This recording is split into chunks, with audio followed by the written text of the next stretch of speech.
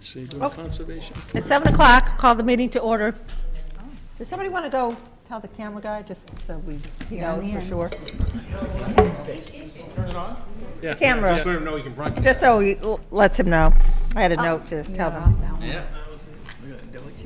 Conservation. So it's April 4th, It is the 4th. we'll call the meeting to order. So the first person, oh, thank you, Jeff, is Becky Gendro from the Conservation Committee. Thanks for coming out. Oh, no problem. Who has, I have Becky, I thought you did, yes. and we met last week? Yes. Yeah, about a week ago, maybe a week and a half. That's page 11 on our budget detail. And there's not a whole lot of items, and there's not a whole lot of change. So we found out about a change tonight that you're going to tell us about. Oh. Okay. But why don't you go ahead and tell us what's going on? Oh, all right, so do you you'd like want me to go Sure. through this? All right, so. Yeah, you were not here last year? I was here last year. You were, okay. Yeah, I thought you were. Yep, yeah. Yeah, I mean, yeah, just do the highlights. Right, I would so, say. I mean, everything's pretty much the same. Under other charges, the dues have gone up, so I'm just asking for an increase on that. And that way also, we're trying to recruit associate members, so that way we could cover any potential associate members, so they could get some training. I mean, that's pretty much it for changes on there. You're aware of the 75 Yes. extra hours to Yep, cover yep, meetings? Yep, so, Right. right, I did ask for the hours to be looked at, as well as the salaries. I understand that that will happen this coming fiscal year. So I was permitted, and Barbara did put into the budget an additional 75 hours for the assistant position. Right now, the position is 25 hours a week, so it's a part-time position.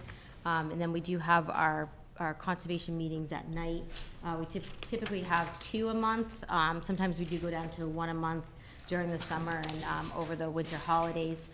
So Barbara looked at what we were asking for, and, I left it open. And full-time would be great, and I understand it kind of happens in increments. And she looked at how many hours were spent for our meetings over the past couple of years. We gave her some information, and she budgeted the 75 hours to cover those meetings. So the meetings can range typically nothing less than 2 hours, sometimes almost 5 hours. So, and then there are minutes that they have to work on afterwards too for that, so. So is that reflected in the salaries? Yes, so it doesn't look like it is, and that was Doesn't- yeah. my question too. So the fiscal year 19 salary was budgeted for the previous administrative assistant who was here, whose salary was higher. So she had been here a few years, had worked up. We did hire a new administrative assistant this last fiscal year, towards the end, and that person did start at a lower salary Oh, okay. range. So the person who's in the position now would be going up 1 step this coming fiscal year, and then would have the additional 75 hours. So I did ask Barbara for that clarification, because the math didn't add up for me, and she did explain that, so that is in there. But you had just told me, I just found out, that now you have to replace.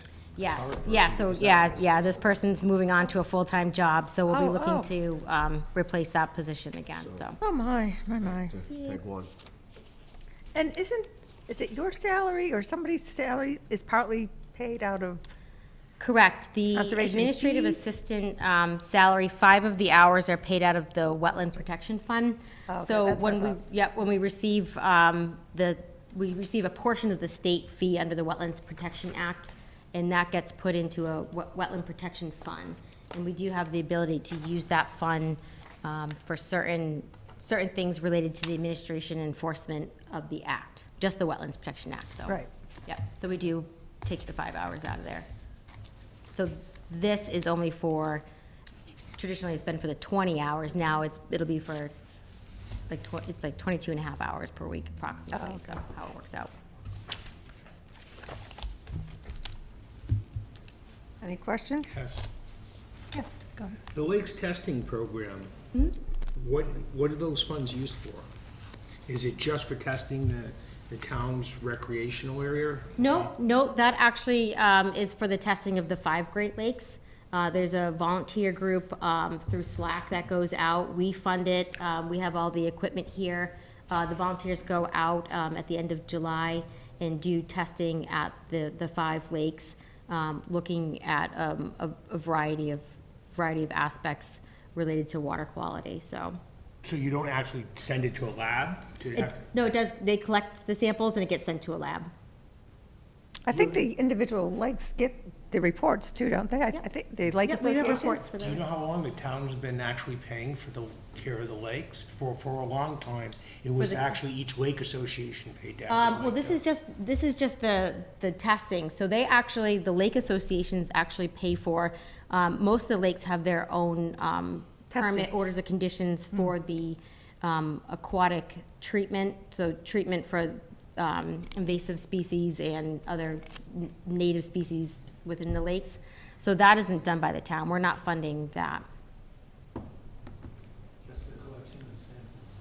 But even, Correct. But even in the past, it used to be the collection of the samples used to be solely. Well, but the testing of the beaches are paid. Well, I by know the- that, the testing of the town's recreation facility, but the other lakes, all 5 of the lakes, they were paid for by their lake associations. Well, they So I do had the asked this testing for question- the beaches, but this is like a once a year Once a year. testing of, and it's not really just for the E. coli, it's for, Correct.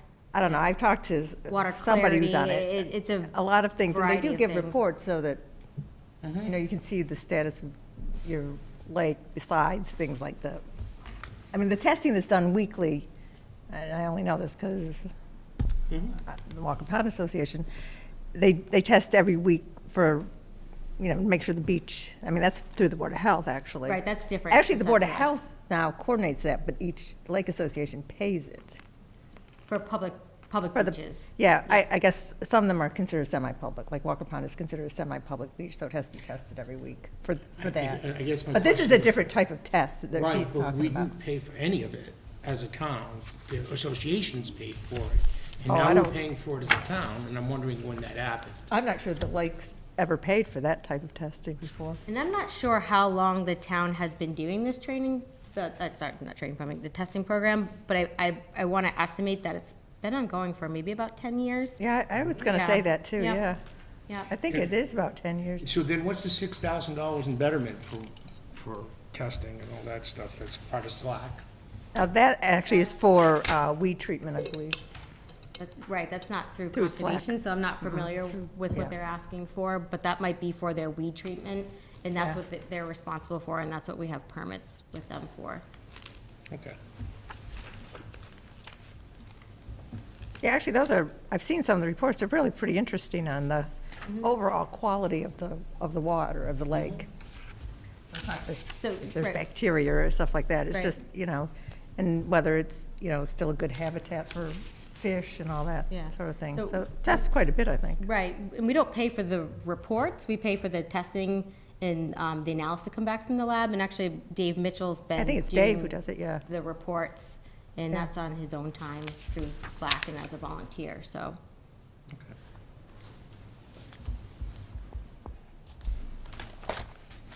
That's my only question. Anybody else have questions? I just have one question. Was the outbuildings on the conservation land removed? Yes, we've been working on that. So since the last time we came in, we actually were able to have all the asbestos reports done. So, you know, went out and had to figure out where all the buildings were, have a company come in and do the asbestos inspections. We got the reports, looked at, you know, what the potential cost would be to then have the asbestos removed, what the cost would be to have the structure removed, based on a variety of factors, where the location was, difficulty of getting in there, how big it was, et cetera. I went to CPC, and on the special town meeting, we did put a request in to have the Plimpton property outbuilding removed, and we did receive funding for that. So I've been working with an asbestos removal company right now. We have a proposal from them signed, and I am waiting for a date from them, but it should be within the next couple weeks that we'll have that building removed. And I'm sorry, who's funding that? I think Uh, CPC, community- wasn't Yep, it? CPC. Oh, CPC? Yep. So we're able to not use money out of the town's funds for that, so, well, it is, but not through our budget. Any other questions? Would you like to make a motion? I'll make a motion that the Finance Committee recommend to town meeting that we approve, that they approve the budget for the Conservation Department. Where is that? 35, 36, 37, and 38. So-called. Thank you. Lines 35, 36, 37, and 38, totaling $88,322. Is there a second? Second. Any further discussion? All in favor? 9 tonight, 9-0. Okay, thank you. right, thank you. You have nothing on Betterment or Capital, right? No, I just looked. Yeah, I didn't think so. All right, well, thank 9-0. you. So, Thank well, you. thanks for coming out. That was quick. That was quick. Don't jinx it. Yeah, don't jinx it, Jim. Jeez. All the departments work quick, we just had a lot of discussion around some of those Oh, I know, things, so. We've been moving on this year. Butch, would you like to come up? For those of you who don't know Butch, he's our new DPW department head, or the new Greg Morris, as Kevin said. So you have a few budgets, don't you? You do water and sewer too? Oh, no, we don't really have those yet. No, you don't have the water and Don't sewer have them yet. yet. Just the DPW at Those this are point. warrant articles. So, is that you? No, that's me. That's you, okay. I have the list somewhere. Let's see here. Well, So that is, let's see, Page 30. Yeah. 30, is there a number? Big ones. Bless you. Oh, I'm right there. Here we go. DPW.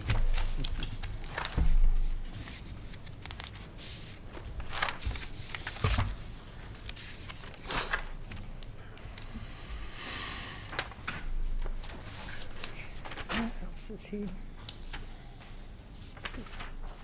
Oh, here he is.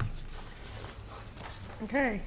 Oh, actually, you have DPW, Town Road Maintenance, and Snow and Ice, and Landfill and Recycling. Is that still under you? I don't have the landfill and recycling. That's That's under Board of Board of Health. Health. Under Board of Health, yeah. Yeah, for a while, though, that was a, Yeah, it was Hybrid. shared, yeah. Well, there's a person that's shared, right? We have a one employee that works out there, and he works for us when he's not out there. it's confusing. So, would you like to start off? And, If you'd It's your like, new, I so could I run don't through know. it quickly. yeah, Department head salary, that's what it is. Salary wages have gone up a little bit due to union increases. We just negotiated, it hasn't been voted in yet, but it could be as much as a 3% raise, so we carried that. Overtime reflects the same thing, the union raises. Longevity, a few of the guys left before they got their longevity Oh. increases, so we reduced that a little bit, although we just hired, yeah. we just promoted 2 guys, and we're hiring 1 more, and we'll have a full contingent this year. so are you fully staffed now? We will be, we have 1 more hire to do. One more hire. We've interviewed, we're just waiting on the selectmen to Oh, okay. approve it. Finally, it seemed like that Yeah. was Yeah, it's been empty positions for a couple, more than a couple years. Snow and ice overtime is level, engineering's level, advertising, drug testing's up a little bit.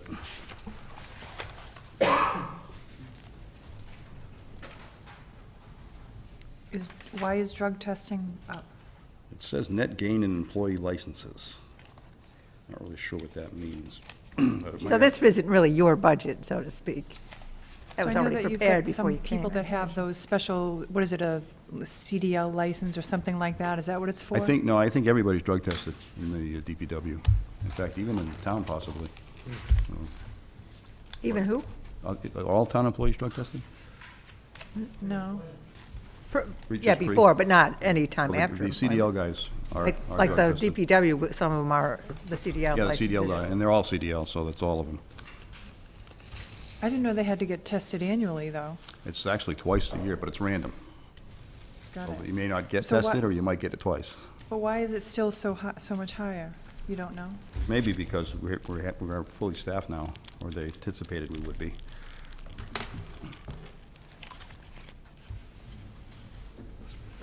Let's see. Electric, I guess apparently that went to another budget. Oh, yeah, because of the net metering, so that she combined it to one line item for the electric last year. And oil is level funded. Trash is up a little bit. It's probably due to the, it's a dumpster we have in the yard, and that must be going up a little bit. And also recyclables are picked up, and they're saying that we're not getting much for our recycling like we used to. So we'll not end up paying for it ourselves. Security is for the fire alarms. Machine maintenance, that's outside repairs of cruisers, cars, anything we can't handle in-house, we'll send out. And those costs are risen. I assume they've been level funded for a long time. They've just finally felt they should go up, because what happens is, at the end of the year, you kind of, in order not to run out of your budget, you kind of slow everything down as much as you possibly can, and then July, you get all the stuff that you couldn't do in the last fiscal year, and it looks like they're going up 1,000 to try to make that a little more fluid.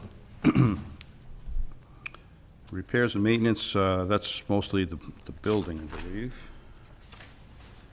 Excuse me, I'm still getting used to this myself. Oh, the door, overhead door repairs, lift maintenance, we have to have inspections also.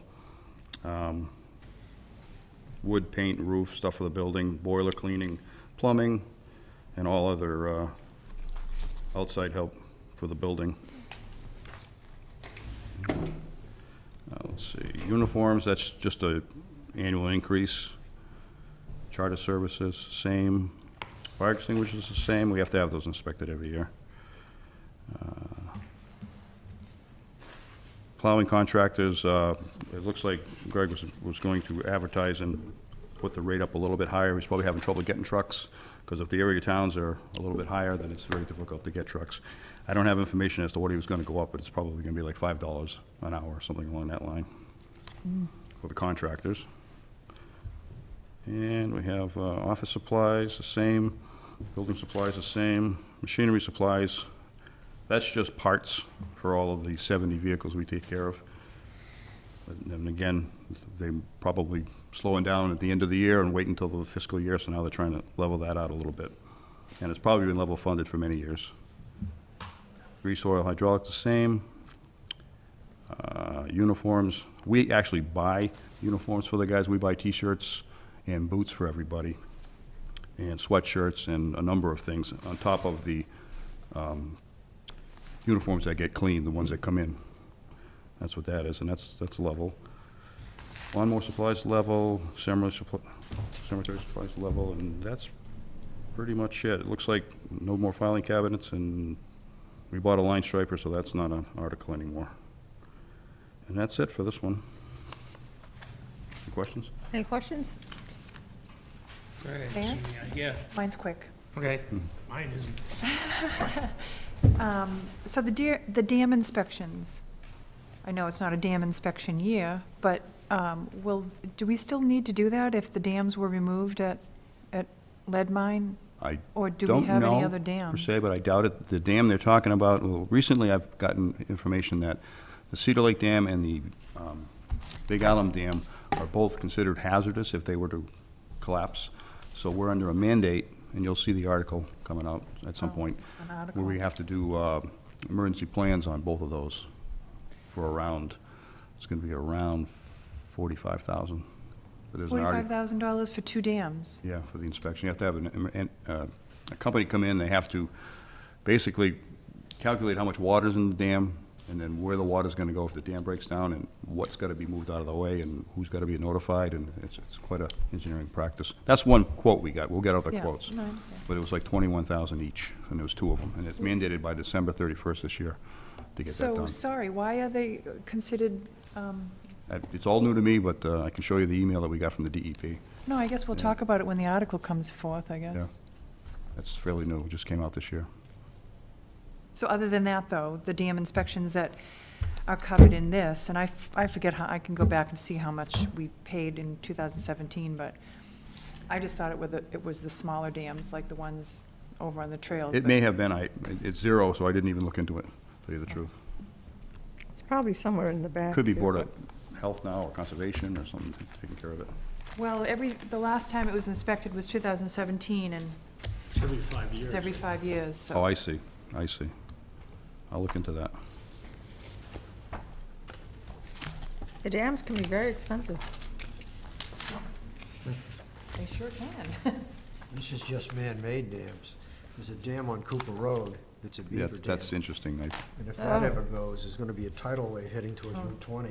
So it was $8,000 that we funded in 2017. Oh, Butch, can you just clarify, your salaries does include all of your employees, even the one that you're going to be hiring soon? Yes. Okay, thank you. Kevin? I've got a couple questions. One is, do you know what the status is of the consideration of replacing the DPW building or upgrading it, or? I really don't. Jeff and I were looking at it yesterday. I don't know what the plan is. I don't know who brought it forward, or, I know the building's built right around 1970. It's, I don't know. It's in need of repair. Yeah, well, quick look at it, it doesn't look too bad. I mean, we need a roof. We're working on that now. We have money for that. And well, obviously, more room. We have a lot of equipment. We have a ton of equipment. And it's great to get it all inside. So I guess we'll have to look and see what we need and what we want to do with that. But I really haven't touched that yet. Okay. And the second one, and you're the first budget I've seen that hits it, because I think the police department does drug testing. Yes. I know there's a big issue with drug testing about, what happens if someone tests positive in the state where it's legal to smoke it? Well, from what I understand, if it's a policy of the town that they are suspended or fired, it's still a policy of the town. Regardless if it's legal or not, it's a town policy until something changes. That's the way, where I came from, that's the way they handle it. It's still a town policy whether it's legal or not. And it's the town policy here, too. Yeah. So I assume that we'll deal with that when it comes up. But I know there's people that are fighting that, and it may change. But for right now, it stays the same, in my understanding. I'm sorry, I missed that. Is that marijuana you were saying? Oh. So is that a statewide mandate or just a Sturbridge mandate? Well, it's not legal federally. It's I only legal understand. by the state. And I think the CDLs are handled federally. I'm not really Yeah, sure. some of those licenses are federal. Yeah, so So that, it's still a federal law, so the state has not, well, because the waive company that that I yet. work for, when we overlook that. yeah. Well, it's an That now. individual policy thing. The Yeah. town probably could do that, too. Yeah, though I think anytime the feds are involved, Governments, yeah, they're not going to do that. right. But the town's documented policy, I think, is what you're saying, too, is that if there were a positive test, Right, nothing's changed yet. Yeah, So okay. it's still our policy. I guess the question would be, what happens to a CDL driver that they're found to be using an illegal, a federally illegal substance? Because the CDL rules are established by The federal government, USDOT. yeah. I would think that that would trump our state law. Definitely want to get our insurance company in that conversation. Yeah. I mean, I know I'm involved in some HUD housing, and marijuana is not allowed on those grounds in Massachusetts. So it's a evictable offense. put it Is that way. federal, HUD? Yeah. Federal HUD, yeah, housing, yeah. Yep. So, yeah, so I would think that would impact it. I mean, federal law's not gonna change, I don't think, for, well, whatever. Might sometime, but not right now. So, you have any other questions, Kevin? no, I mean, I guess my questions would be more for the town administrator, because I'm curious now. Probably more of a policy thing than, Well, not only just the drug testing, going back to the buildings, too. I mean, Oh, that going too, back to yes. having done all these studies for all these different Right. buildings, we need, don't need, we're sold as needed. aren't really needed. Where are we with rating all these things and where they're supposed to be, you know, when is the schedule for replacement, and so on and so forth? I mean, it's been years, if not. And I'm not sure if the study reports for those have come out yet, or they're still being developed and more information sought, but at least the status as to what the study phase is coming up Well, with, they whether were- they make recommendations or not. We haven't seen those reports. When I left 3 budgets ago, I mean, in our book, we had 6 studies in. Right, we did. We had 6 of them, and they still hadn't been evaluated for what the need is, when it's gonna happen. I mean, we know they're gonna happen, and in some cases, there are segments of the Sturbridge population crying for it to happen, and it's just keeps getting pushed down the road. Is there one for the DPW? Yes. Yeah, that was How would I always access been that? one. Yeah. There's one on the building replacement for the long time, there was one on the new crew, right? I'm getting the impression you have the new crew and it's almost fully staffed, so that's good news. Yes. Anything else? Karen, you want to make the motion? Or The DPW, just lines 92 to 95? I make a motion that the town approve the Department of Public Works budget, line 92, 93, 94, 95, in the amount of $1,046,538. Second. Any further discussion? All in favor? Yes, 9-0. Okay. All right, we might as well go right down All right. here. Town road maintenance. All right, make a motion that the town approve the town road maintenance budget, line 96, in the amount of $6,000. That's level funded, right? Pretty much year to year? Butch? I mean, it looks like it is. Yeah. Yeah, Yes. it is. I checked. I think it's been 6,000 for quite a while. I'm sorry, is there a second? I'll second, but I also have a question. to Okay. ask. Questions? Do you happen to know how many miles of private road we take care of or oversee? I don't know how many miles, I believe there's 11 of them, and it's 11 private mostly roads around the covered. lakes. Yeah, I don't know the mileage.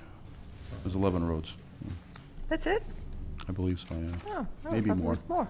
I saw that number recently. Oh, all right. Is it cheaper for the town to maintain those private roads than to just accept them as a town road? Well, if we accept them, then, well, it would be cheaper if they were accepted, but they'd have to upgrade them. Right. Yeah, I was going to Well, we say, did most that. of them wouldn't It would meet the cost town them- That's why that standards. doesn't happen, Okay. because it's a lot of money involved to get them up to town standards, Yeah. so. It doesn't really cost us a lot of money. We do a lot of the work ourselves. We do it all ourselves, actually. So, But you don't do a lot of work on those roads. It's just No, we grade minimal them. maintenance to kind of keep Grading. it For For the passable. winter, we have to keep them passable for ambulances, fire trucks. That's the key, and cruisers. So they have to be passable, so we do go out, you know, a few times during the winter, and then once or twice in the summer, we'll regrade them. And then we try to keep the drainage away from the lakes, you know, just by grading them in certain directions and make them passable. Any other questions? Okay, all in favor? It's 9-0. Let's see. And then Snow and ice? snow and ice removal. Make a motion that the town approve the snow and ice removal budget, line 97, in the amount of $218,719. Second, but with questions. All right, Okay. Of course. go ahead. Of course I have a question. I just lost my train of thought there. Hang on a second. Where was I going? It was more of a general question again. It was a bigger scale question. What do you mean a bigger scale? Should we be Or general? removing snow and ice from roads in town? No. It was more to do with the entire DPW operations in total. I can't believe I just completely flubbed it. It'll come to me once he leaves. Shall I make a comment about aging or something? CRS, what can you say, you know? Anybody else have questions on the snow and ice removal? Did we go over much this year? A little bit, yeah. A little bit? Because pretty mild winter I think overall. well, I've never seen a town that didn't. to tell you the I know, truth. they always seem Nobody to. fully funds the snow and ice. All right, any other discussion, questions? All in favor? 9-0.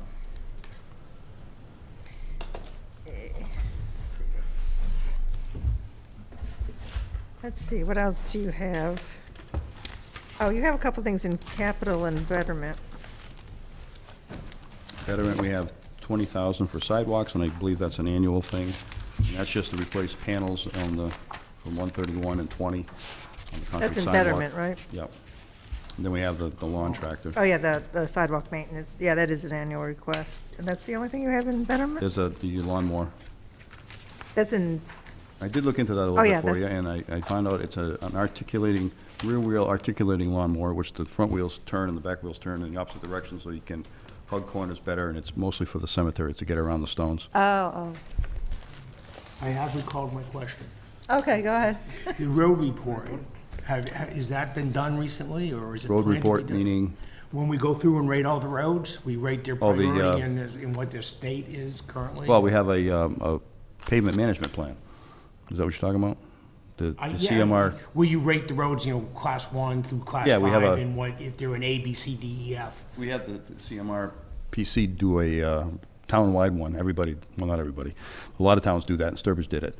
And we just go off of that as to, well, we also use what we get for resident input, that's very important, and what we see, but we use that for how we Okay, approach so- our roads. It used to be at one time, it used to be the DPW director and the town administrator kind of went around and did it themselves. So now we're actually using a third party to go around. We're doing both. We're doing both. The study was done a couple years ago. It cost like $15,000. They assess every road in town, and it's their opinion. But the problem is that they only assess, if the road's real bad over here, but it's not that bad over here, they may get like a middle assessment, but it's terrible over here. So we have to do a little bit of the driving around and looking at the things ourselves. But it's helpful, but it's So it's not, about 3 years old at this point, though. I'm not positive, but I think so, yeah. And we're almost to we're at the point now in Sturbridge that we have 3 real bad roads left, maybe 4 or 5, that we're gonna attack this year. That's Clark Road, which is absolutely horrible. Farquhar Road is tough, and Willard Road. Willard Road's kind of a short road, but it needs help. Yeah. And once those 3 are done, there's only a couple of roads left that are in tough shape, and the roads in town are in really good shape. Well, My it's opinion. easier to take care of them and try and keep them up than it is to let them go to hell and replace them. It's much cheaper. It's much cheaper.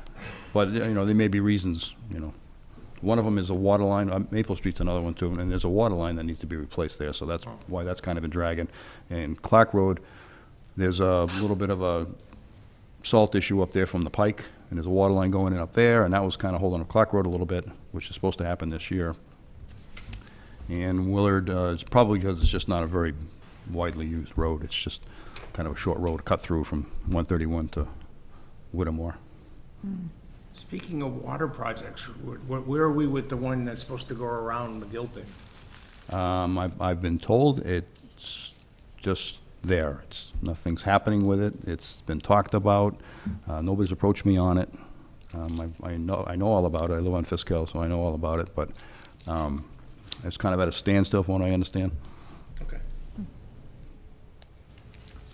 I have a question kind of similar to that, since you're talking about roads. What's the scoop with the Champeau Road Bridge? The bridge is, it's all designed. And we have a bond bill in, and it's on the governor's desk, and it's been there since like 2015. I called Smola's office trying to, I guess it's just a matter of him signing it. The money's there, it's in the bill, but it's just sitting there, and we don't really know why. But Smola's office is going to inquire for us, and if not, I'll call myself. But I'm not really sure why it's just sitting there. There must be something on there that's holding it up. Well, it's $1.5 million or something, Yeah, isn't it? 1.4. But we have the design all done. We just need the money. And then another question, I don't know if someone on the committee can answer as well. So, talking about the DPW, the sidewalk maintenance in here and the betterment for $20,000 that you just mentioned. We don't have a lot of sidewalks. Well, it's actually the state sidewalks. We have an agreement. They put But them in and we take care of maintain them. Oh, we maintain those? Ones on Okay, Route so we have a 20. couple of new ones. But that aside, I can't imagine that they're all, like, I have no idea how much it costs to repair a sidewalk, by the way, but what if you don't use up to 20K out of the betterment? I'd like to, It goes back into the betterment fund. Will it still, just like that's Yeah, it. it SBA? just, go over to the next year and get redivided. Yep. I- That's what I thought happened, but when I read this one and several other articles, so for this one, it says it's used to build up a pot of money. Oh, okay, Right, like so the they're gonna- wayfinding. Sidewalk, for maintenance, sidewalks, these funds are carried forward from year to year in order to build up a balance. I thought for betterment, you had to use it all in that year, otherwise the unspent balance rolled over and got But no, redivided. there are several things like that in the past that have gone, where they've kept it so they Get could build up a encumbered? balance. Like Yeah, the encumbered, the yeah. wayfinding. I thought the did. signs were the only thing that was encumbered, so that's a good, I didn't even read that in here. So this gets encumbered every year? That's what this says. That might be a question for Barbara to explain how that happens. yeah, I have a note also says, keep building up to be able to get bids and repair, so it must keep going from year to year. They must have the ability to Like a do that. revolving then, account, under that maybe? fund. Okay, because that was my other comment that I was going to make, was I've never seen anyone repair a sidewalk. The guys tell me they do them quite often. It's just by panel, and a lot of times they'll prep them, and they'll sub out the pouring and the finish work. And, Really? so I can only go by what they tell me. I remember a few years ago that they were doing some sidewalks on Route 20. They were supposed to replace quite a bit of it. Never happened. Really? Very small bits, Is that down in the Fizdale area, or? Yep. yeah, Well, we're planning on doing some this year, so. okay, cool. While you're here and addressing more general topics, are you expecting any serious capital expenses in the next, 1 to 3 years? Is there some big piece of equipment on the road, grader, something that's gonna be a significant expense to be replaced? I'm not positive. I've only been there 6 weeks, but it looks like we have pretty decent equipment overall. The grader would be probably the only one that we use a lot of, that I haven't really had a chance to check it out. But other than that, I haven't seen any. Do we have a capital plan, a 5-year capital plan, or? Yes. I haven't seen that yet, so I'd like Well, to. you're getting a dump truck. There's a dump. Yeah. Yes, that's a smaller, well, actually, I got a new one coming in that was ordered before I got here, and then we have another Oh, one that's coming right. in this year, a smaller one. That's mostly for the camp roads. It's a little bit smaller, but it holds a sander body for the smaller roads. And then you're getting, well, you and the trails are sharing the utility Yeah, that's for tractor the, with the hopefully, if mower we get deck. the sidewalks cleared off this year. That'd be nice. Yeah, so there's a There's a few things. mid-dump truck, a dump truck, a paver, a big, $300,000 grader 3 years from now. There's quite a number of items But those on aren't here changing. that all have to kind of Yeah. go I through know the there's a process. 5-year plan, but Yep. those things tend to change, Yeah, especially no, I'd here. love to see that, actually. Oh, you haven't seen that? No, Oh. No. It's in the book. okay. Any other? That's the book that he doesn't He have. doesn't, he doesn't get the book. You can look at it if you'd like. Maybe someone from the capital committee can give him a copy. I could, Oh, but I'll probably have forgotten by tomorrow. Any other questions for Butch? All right, well, thanks for coming in. Yeah, no problem.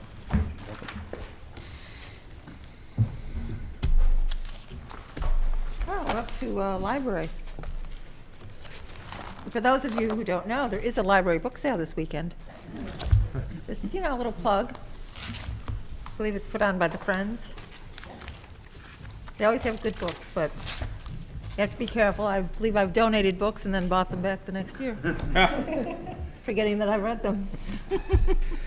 I had a book that's been on my bookshelf for a while. My wife always debates, whether books are too old to donate and have you figure out whether they're useful or not to you. But I had it in a box as part of the next donation. And then we got into a discussion on a topic, and I said, I had a book about that one. I had to pull it out of that box. I said, we got to read the book again, because it was relative to what we were discussing that weekend there, so. Well, they have lots of books at the book sale. Yep. So thank you for coming, Becky and Joyce. Are you the chairman of the trustees? Vice chair. Oh, vice chair, okay. Does everybody know Joyce? Senate? And Becky Plimpton, of course, from the library. Who has library? Ah! Would you like to make any remarks or open it up here? Yes, thank you. Welcome. Thank you for setting aside time to visit with us. Before we move to the two budgets involving the library, one is operations, the other is the building itself. I want to mention that I've done a little detective work, and it turns out that Sturbridge Librarian is the co-founder with the Town of Berry Library. Central Mass Library Advocates, a 501c3 charitable group, reaches out to, as I understand it, the public, the media, internally to libraries in the region, and doubtless gets noticed by the Massachusetts library system, which is headed by commissioners appointed by the governor. That system, just as the town library has a Friends, that system has a Friends too, and our librarian is on that executive board. Oh. So it's well to keep in mind, just in general, that there's an activist turn of mind in the library world locally on behalf of the town, and for patrons of libraries and for librarianship. So you can do that on your very own time, by and large, and you're encouraged by the trustees, as I understand it. So as they say in Australia, good on you. Yes, the trustees have always encouraged Becky to put her face forward for the town of Sturbridge to the state. So the state knows her very well, and anytime she needs information for use for our library, everyone is very willing to give it to her. So we are very fortunate to have her in our town. 10 years? 10 years. Very well. 10 years, really? Wow. Turning now to first the operations budget for the library. In the green tab, detailed budget, page 36. And in the middle of that page, you'll see the caption supplies, and under that, library materials, 19%. That's a pivotal percentage. If a library in Massachusetts does not devote at least 19% of its total budget to the acquisition of materials available to the public, books, periodicals, electronic materials, and so forth. If it fails to do that, it is dead to the library commissioners. So we always work to maintain that 19%. You'll see, as you move to the right, to the shaded two columns, two different figures, $101,800 and $98,345. That's first with and second without the proposed program coordinator, which was discussed at the Saturday meeting with the finance director and the selectmen, and is laid out in the white tab, Appendix A. You will also see on page 36 at the top, under salaries and wages, in the shaded two columns, two different figures. First, $304,084 and $289,357. That is also with and without the program coordinator. I think you'll find that throughout that page, some numbers go up, some numbers go down. A number that goes up can be, and is, in fact, just the normal passage of time. A vendor increases a figure, for example. And I would now ask both the trustee and the librarian to go into any detail you think is suitable. First, on the operations budget alone, please. Okay. Thank you, Larry. That was very complete. As Larry mentioned, the operational budget is, actually, the building budget is the one that kind of goes up and down, I think. The operational budget, the main discrepancy between the departmental request and the town administrator suggestion is the position that we had talked about on Saturday, the program coordinator position. So in addition to, as Larry mentioned, the salaries, there's also that portion of the 19% for the library materials that would also have an impact on. Because we do so many programs in a year, 300-plus programs in a year, and because the meeting room is used so many times by the library and also by community groups and residents, it's become unmanageable for us and really very difficult to keep track of. I think I mentioned the other day, we always feel like we're flying by the seat of our pants because there's 4 or 5 people that are trying to do the job of coordinating this through several hundred times. And so to have one person be able to do this would be very beneficial for us, and also it would allow us to, A, do a better job of it, and also B, to expand the things that we're able to offer, whether it's the number of programs or the number of organizations that we can accommodate. Having been at the meeting on Saturday and listening to Barbara talk about the state of the budget for this coming year, I have actually come up with a third option for you, which is to put the position in at 10 hours a week instead of the 15 hours that we had requested. Now, the position wouldn't be able to do everything maybe that's in the job description, that's in your appendix there, I believe, but it would be able to do a good portion of it, and I think it would be a good start. So if I can hand this to you, I hope I made enough copies.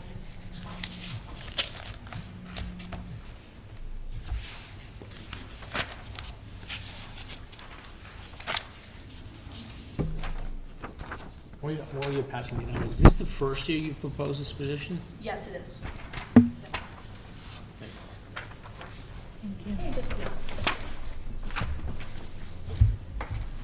First, could you answer a question? What is the 19% based on exactly? Is it just everything on this page? No, it's based on the building and operations. Correct. The Oh, it is? total, Oh. the total municipal appropriation to the library. Oh, so that includes the building then? Yes. Yep, it includes everything. For the current fiscal year or for the? For is the it- current fiscal year, Okay. what you're gonna spend. So what if you go way over on something? How does that impact the 19%? Say you have a terrible building problem, you pay quite a bit more than is budgeted for some reason. So it's the appropriation at town meeting. Oh, okay. So if there's additional funds that are then appropriated later on as emergency funds, one-time only funds don't count Okay. in that total. Yeah. So the sheet that I've given you is kind of an expanded version of what you have in your book. It shows the requested by the department and also the town administrators. And then that third column, the column that's in green, would be what it would look like if the position were to be put in at 10 hours per week instead of the 15. I will say that we've always been very careful and conscientious of the way that we use our personnel and our personnel budget. When people go on vacation, when people are out sick, we run with a skeleton crew. We don't use subs one for one. We typically do less than a third of coverage. So we're very careful about how we're using it and what we're asking for. With the 10-hour per week number you put here, did you go past the finance director just to make sure there weren't any, like, ancillary costs as far as insurance or health benefits or anything like that, that we would have to cover as well? None of those benefits are included because it's less than a 20-hour-a-week position. So there's no holiday or sick or vacation or anything kind of. I Oh, that heard, would be, I would thought, be sick leave? yeah, I thought I heard it not the last meeting, the last meeting I attended, that there was someone with 15 hours who was getting. 19. 19 hours, was it? Okay, that was getting all of full benefits and all that But I type heard of it stuff. working more than 19, so once you hit the 20-hour target, that's when they I kick think in. it's it's 20, yeah.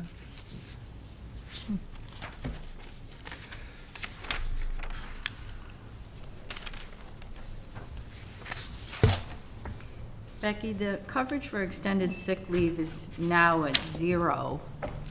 Correct. We had an employee that was out, that we knew was going to be out for a scheduled hip replacement last year. Okay. And so hopefully we don't have anybody that's going to be out for anything like that this coming year.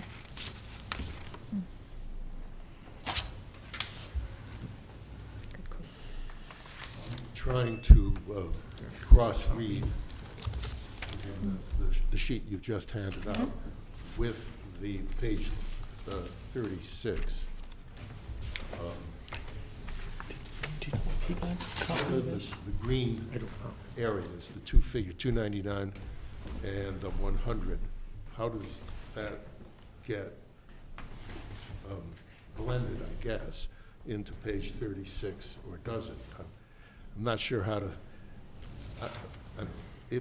we're gonna need a motion, and it has to quote a figure, and I'm trying to figure out how this works. So if you look at the column that's next to the shaded, it gives you the total of what the position would be if it were totally funded at the 15 hours. And then obviously the administrators is without it at all. And then on the green, next to the green column, it gives you the total for what the salary would be. And then down below, what the additional amount for the 19% would be as well. So if you added those two together, then you would have the total amount that would need to be added to the town administrator's recommendation. So if you go in that direction, you would take the 501,671 that's on page 36, and you'd add in the 9818 and the 1866 to get to a total. Right. I would, Yeah. I would ask that maybe we not make that motion tonight, again, I'd like the town administrator, who's on day 4 here, to take a look at this proposal and maybe have an opportunity to weigh in on whether, they would like to see it included or not, rather than we get out of sync with the proposed budget that's come to us here. Not only that, I would have you put it on your list, because I believe the rec coordinator came in seeking additional hours Right. too. And we know we have this very tiny little piece of pie left, and so. Although she did get an extra 5 hours in the budget, Yeah, true.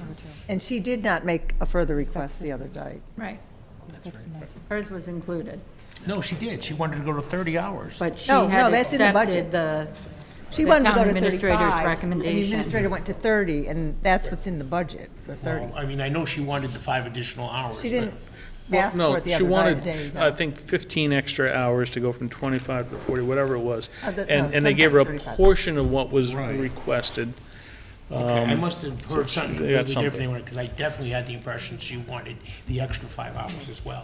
She was happy she got the 5 hours Yes. that are in the budget, but she also wanted the additional 5 hours she originally requested, and that's what she was arguing for. You're correct.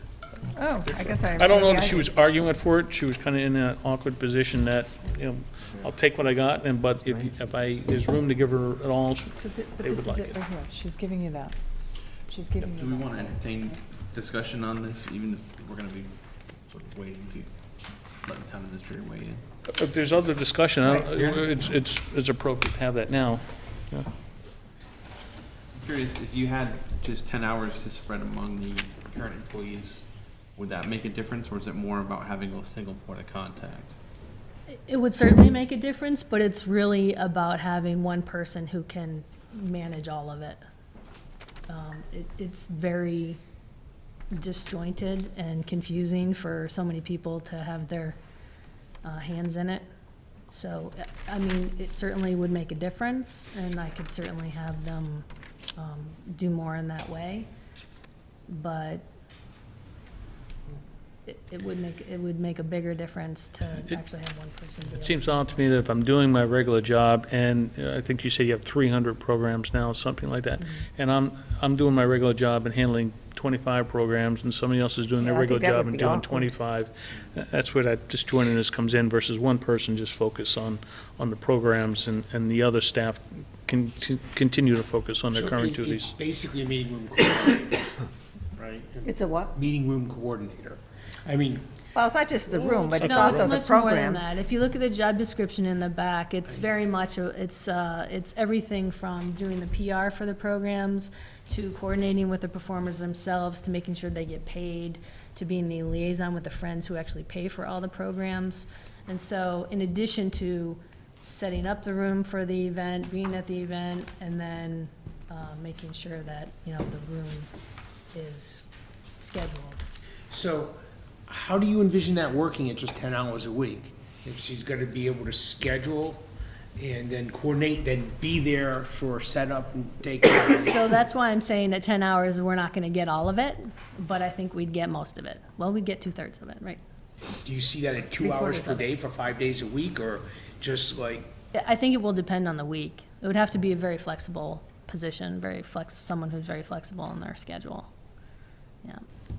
Because there may be some weeks, let's say, April vacation week, where we have something going every single day. But the week before it, we may only have 1 or 2 programs. so you actually see this, so in April school vacation week, there may be 15 hours worth of stuff that she could cover, but only 5 hours the week prior? Do you see that flexibility? I don't know if that flexibility would exist within the position, like if that's even a possibility. I mean, I don't think that's typically how it works. So it would be 10 hours a week would be 10 hours a week. So maybe the week where you would be required to have 15 or 20 hours of work, there's still other people who are being at the events or setting up the room or something like that. Because like I said, we're not going to get everything that we're hoping for in that job description at 10 hours a week. So Becky, if you're asking for 10 hours and you know you're not gonna get everything that you wanted out of this position, it might be presumed that you would ask for an increase in those hours in subsequent budgets? I would assume so. And where I'm going with that is, you know, the shape of the budget. We have the firefighters that the town is gonna be picking that full cost in the next year and a half. Found out the other day that that is actually not included in the forecast. So what you see in the forecast, if you even see it, I don't know if that's just available to us, but the 5-year forecast does not include that additional, I think, $200,000. That's significant, you know, and it's scary. Knowing that Barbara had a real hard time or challenging time putting the budget together, and knowing, I mean, you heard her on Saturday, right? It's not a lie, you know, we're going to have an issue in the next short term. I believe So- whatever Barbara says. But yeah, right. Don't have to say it again. So, but I feel for her there, and I'm concerned as a resident, you know, in that situation. So, you know, looking at, while no doubt this position will help you immensely, and you do have some wonderful programs for sure. I've been there, my kids have, you know, like, I don't have to praise you because everybody knows it's a good library. But just understanding that just makes me a little frightful to approve even the 10 hours, because, you know, adding that, and it's only $10,000 or whatever, it turned out to be a little more than $11,000 overall to your budget. You know, the potential is there for you to increase those hours again next year, 5, 6, 7, 8, who knows, right? If it takes off, you'll want more, no doubt. But, you know, all these other people that want extra hours and extra increases and all that, and didn't get funded either. So I guess, I think your budget is fine. I guess, you know, depending on what gets moved forward as a motion. I mean, I don't think I could approve, and I don't mean that in a bad way. No, I understand what you're saying. I guess there's the potential for anybody any year to come forward and ask for more. Totally is. So, so whether I came forward next year and asked for more or not, doesn't mean that it gets a yes. Right, but I also wanted to just make the point about those 4 positions that are not in that forecast that will most definitely be coming to town for funding in the next year and a half. I don't know, with everything else, you know, it just seems like someone who makes, you know, those decisions has quite the priority list to put together. I would say, I guess, when you were asking me, you know, we were saying that we weren't going to get everything that we were looking for with the 10 hours, and we wouldn't.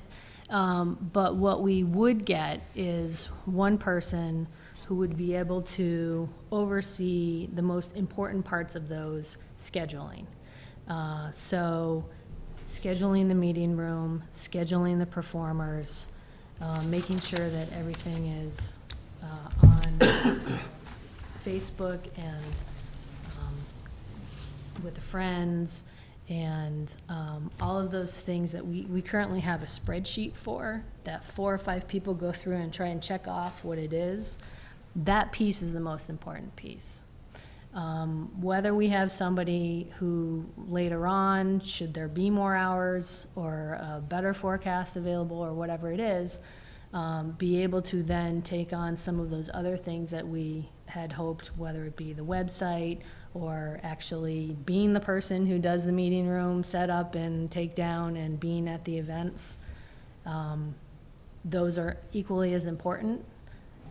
But if I were to get somebody who could do the scheduling piece, that's the most important to me. Do I understand correctly or not, that this position would largely reduce, if not actually do away with, the current inherent inefficiency, which is itself an expense in loss of productivity as people who walk away from their main responsibility to tiptoe through the spreadsheet and then pick up where they were, so they're getting paid to do something and they're not doing it because they're ensnared in the spreadsheet. Have I got it basically right or not? I would say so. There's definitely time wasted on confusion with the setup that we have. So if somebody's scheduling this for the next day or for the next week, and somebody else is also talking to somebody in those 2 days and trying to schedule something for that meeting room, there are a lot of times when we've realized that either we've got things back to back or we need to go in and move some stuff around because so many people are doing it. Kevin? There's definitely some inefficiency there. I'm just curious, you know, I don't know what package the town uses for its email system and its calendar system, but even very basic, you know, Outlook, you can schedule resources into it. So you could put your meeting room as a resource and schedule it into a meeting. And then the package will tell you that, you know, you can't schedule a meeting in here because there's something already scheduled here. You don't need a spreadsheet to track it. The system will track it for you. So you could use resources you already have. Right, so we actually have, if you look at our website, we have a new Team Up calendar that's available for our events, and then we actually have a separate Team Up calendar that's just for our meeting room schedule. The problem is not looking and then there's like a schedule. It's that people submit applications to us online, which somebody then has to look at and then do the scheduling and do the event or doing the programming or whatever it is. It's not just one location that you can go to and schedule the meeting room. So, I mean, for the meeting room, It it's. should be, though. That's my point. So for the meeting room itself, yes, that's true, but there's about 15 other steps that happen to get to that place. And so that's where the confusion comes in. So if we have applications coming in to use the meeting room and different people are taking them in, they require different things, So if I could rephrase for you, if somebody's applying to do an event or a performance, they're going through the process of vetting while somebody else may be scheduling on the day that you're talking to this person about possibly using, is that correct? Correct, thank you, yes. Oh, okay. Jared, did you have something? No, I've lost my. Everybody losing their train of thought. Well, I haven't lost mine, so think for another You minute. might So remember. you said you run approximately 300 programs a year. These are all no-fee programs to people that participate? Correct. Yep. Except the one at the public house. When we do a special Doing event, over that usually mysteries or involves, the one something. at the public house involves a dinner. Yeah. So the Friends still subsidize the ticket price in order to keep it down, but we do charge a nominal fee for food. Becky, have you done any kind of analysis on the loss of productivity because of this problem? Like, how much time are people undoing what they did because somebody else had unknowingly scheduled something while this other person had spent hours trying to schedule that time? Have you any idea what that's costing in personnel time? I haven't done a study like that. I can tell you it happens every week.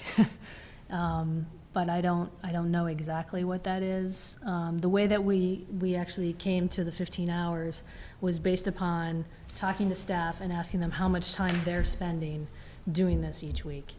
And if they weren't doing this part of it and somebody else was taking it on, how much time we thought that they could do it in.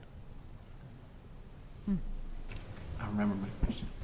Go ahead. It was right after what Larry had said about taking away from their primary job. Isn't this part of the job description at some point, or has this been added on over the years and it's really become something extra? So programming in itself definitely is part of it. I mean, if the children's librarian has a performer that they want to come in and do something, or if they have an idea for a program, then they can certainly, they help in the planning and that. I think it has grown tremendously over the years, and what we're doing now is not anything like what we were doing 10 years ago.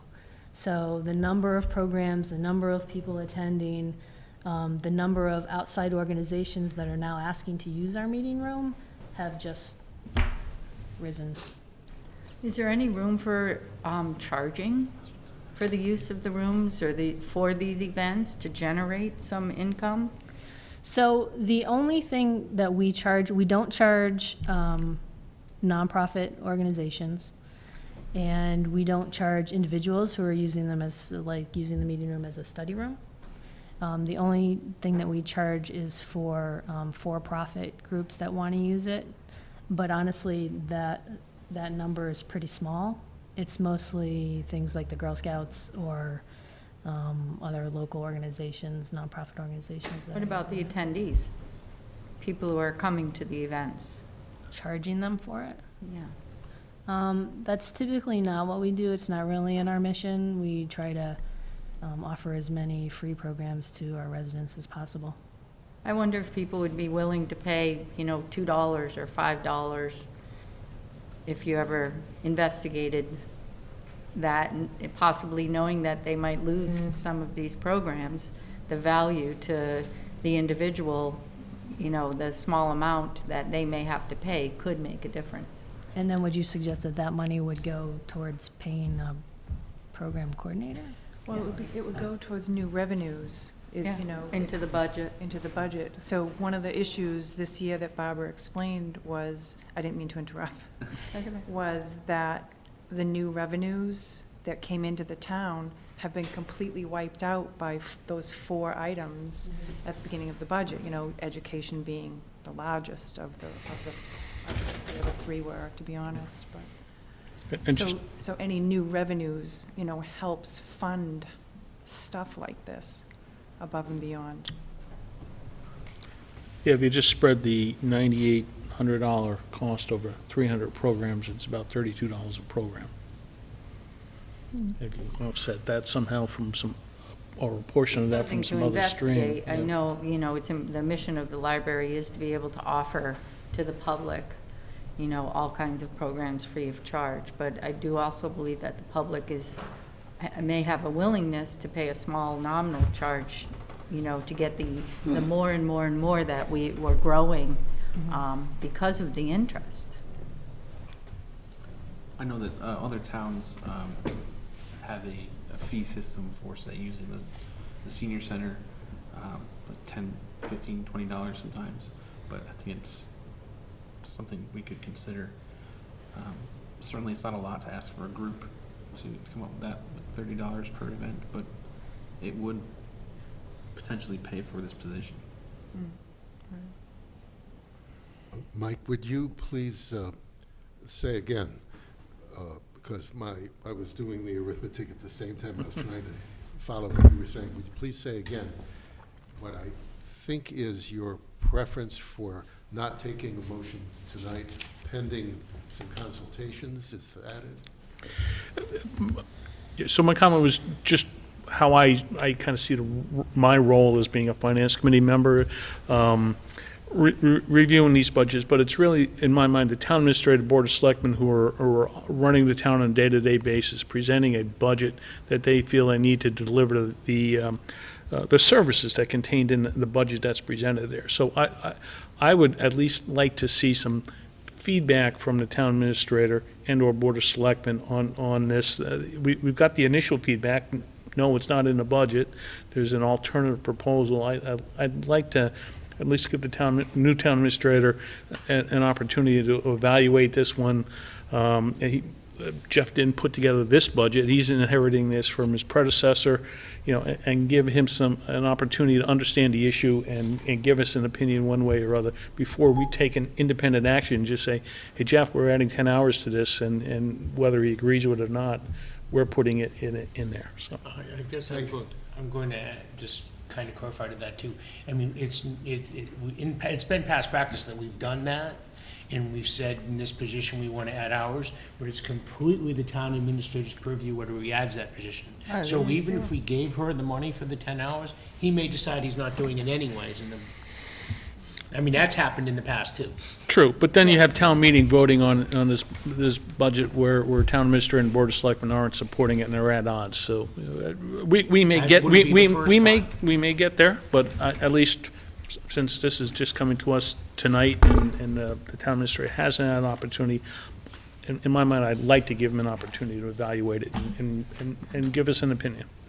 If it's all right with the chair, I'd be happy to delay a motion. I think I would as well, and Hearing maybe more even to voices. ponder And since it a he's bit sitting here, I'll more. give him an opportunity. If he'd like that opportunity, great. If you want us to just go in the wrong direction tonight and live with it. I certainly appreciate that, Madam Chair. Oh, sure. I appreciate You might want to come to a microphone, because the TV won't, unfortunately, will not pick up your voice. We do have to play to our audience of 3 or 4. No, I appreciate that opportunity. I don't want to hold up the process. I don't know when it would be available to come back to you all. So if I kind of understood the time frame, this has to get back to you. This committee likes to meet twice a week from now on through the end of May, so there's plenty of opportunity to No, come it's not back. the end of May. But We are on a pretty good accelerated schedule we this year. try to finish the line item budget probably by mid to the 3rd week of April, April. sorry. Right. So that would be the So timeline. If we were to come back a week from tonight, that would be Oh, okay. yes. Yes, definitely. Yeah, we're still meeting with department heads next Thursday. Yes, Thank you. so I'll that make would be fine. opportunity. Thank you. So, Very would well, you, thank you. Thank you. Why don't you stay there? don't put him on the hot seat. Feel free to He is. participate. Are you ready to go to the library building? Yes. What page is Do that you on? have a question for him, or you just want to like keep him there versus where he was before? I think he makes a nice lawn ornament. Okay. Oh, gee. Jeez, we're a little. Turn to page 19. Thanks, Larry. I mean that in the nicest way, by the way, Yes. Jeff. I appreciate that very much. If there are questions, I'd be happy to answer those to the best of my ability, and if I can't, I'd be happy to get the answers for you. Okay, thank you. On page 19 of the Green Tab detailed budget is the building. You will probably recall that a few years ago, So the main reading room in the library had a new decorator item called a tarp. I think it did this year too, didn't it? Well, it didn't stop leaking, as it turns out. And so that's a new factor that actually inefficiently takes the librarian away from librarianship, and suddenly you're a mechanical engineer finding out that water does what water wants to Considering do. applying for the facilities manager position. So be mindful of that. Also, when you are on page 19 and you look at the caption, purchase of services, you see immediately in the first line, zeros, where it had been 12,200. I think that, in the case of electricity, reflects a prior decision to centralize that cost. You will see some. Yes, they do have the lights on. Yeah, Yeah. it's just moving the money. Oh, it moved. You will see in the third line under purchase of services, the elevator cost goes up modestly. Well, there's a state elevator inspector, and so that is an example, that line is an example of an imposed cost, as distinct from the pursuit of healthy ambition, which would then increase a budget, at least by proposal.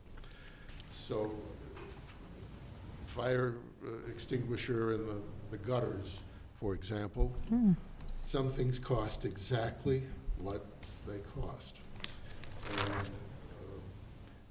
And at the bottom, the department total for the building itself is, nets a difference that is pretty modest. Do either of you or both of you have, well, from the standpoint of sort of a guided tour through the budget for the building, anything you'd like to mention now, please? I don't believe that there's anything in there that stands out. There is a little bit more in building maintenance, and as you mentioned, the roof has been an ongoing issue. Let's see, I've been here 10 years, and I believe Ellie was dealing with it before me. So we don't really ever know what's going to happen. This year, we're already over in that particular line. So I think that we can go forward with what's proposed there, hopefully, and make it work. The expansion of the library occurred about 28 years ago? 30 years ago. 1989, yeah. 30 years. And from the minutes, they've been problems with the roof from day one, from minutes of prior trustee meetings. Oh, really? There've been Oh. problems with the leak. Now, didn't we do some major work on the roof three years Yes, ago? many times. The skylights, right? Didn't, Oh, the sky, oh. Skylights have been done, the roof has been done. Yeah, Everything has been done. Water still comes in. Have you, this is really perhaps a question really for the trustees, or both of you, because I don't know how it works internally. If you cast your gaze 5 to 7 or even 10 years into the future, from a capital expenditure standpoint, what do you see? Out on the side of the building, do nothing, put in a parking lot? What do you see, if anything? I think in the next couple of years, and this has been on the radar, hopefully for the Finance Committee, because we've talked about it in past years, is the HVAC units that are on the roof.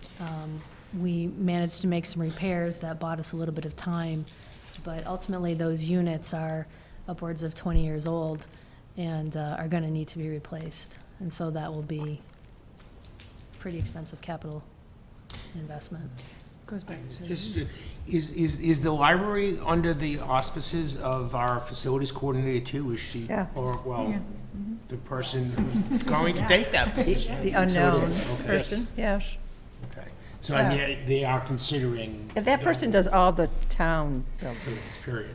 Well, at sometimes the library, you know, because it has that kind of. As the trustees. and- Yeah, you know, Yeah, somewhat separate, yes. It is a town building, though. yeah. Well, that is an interesting reminder about the HVAC, Becky. What's the scoop with that? Because we did do some, you know, Band-Aids recently. Right. Expensive Band-Aids for you. What's the deal with that? Yeah, we put in, I want to say it was somewhere around 10,000 Yeah. to sort of limp it along for a few years. It seems to have worked for now. One of the possibilities from where the leak is coming from is the HVAC unit. That's always been a possibility. Would putting new units in there help that? Maybe, but ultimately, the units themselves are so costly to repair and have been over the years that we're putting, you know, $3,000-4,000 a year into just maintaining these ancient units, so. And going back to Kevin's earlier comment about the feasibility studies, was there not a study done on your HVAC Yes, there was. system specific? Yep. Yes, that was, Yeah, we talked about it last year. In great length. yes. So there's another one for the list. Yeah.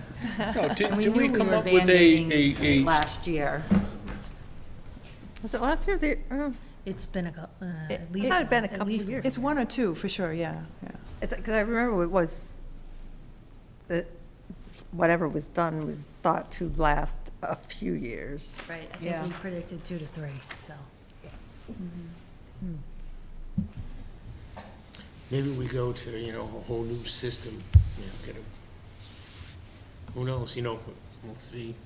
Let's check the feasibility study. Yeah. But it doesn't sound like that might even stop the leak.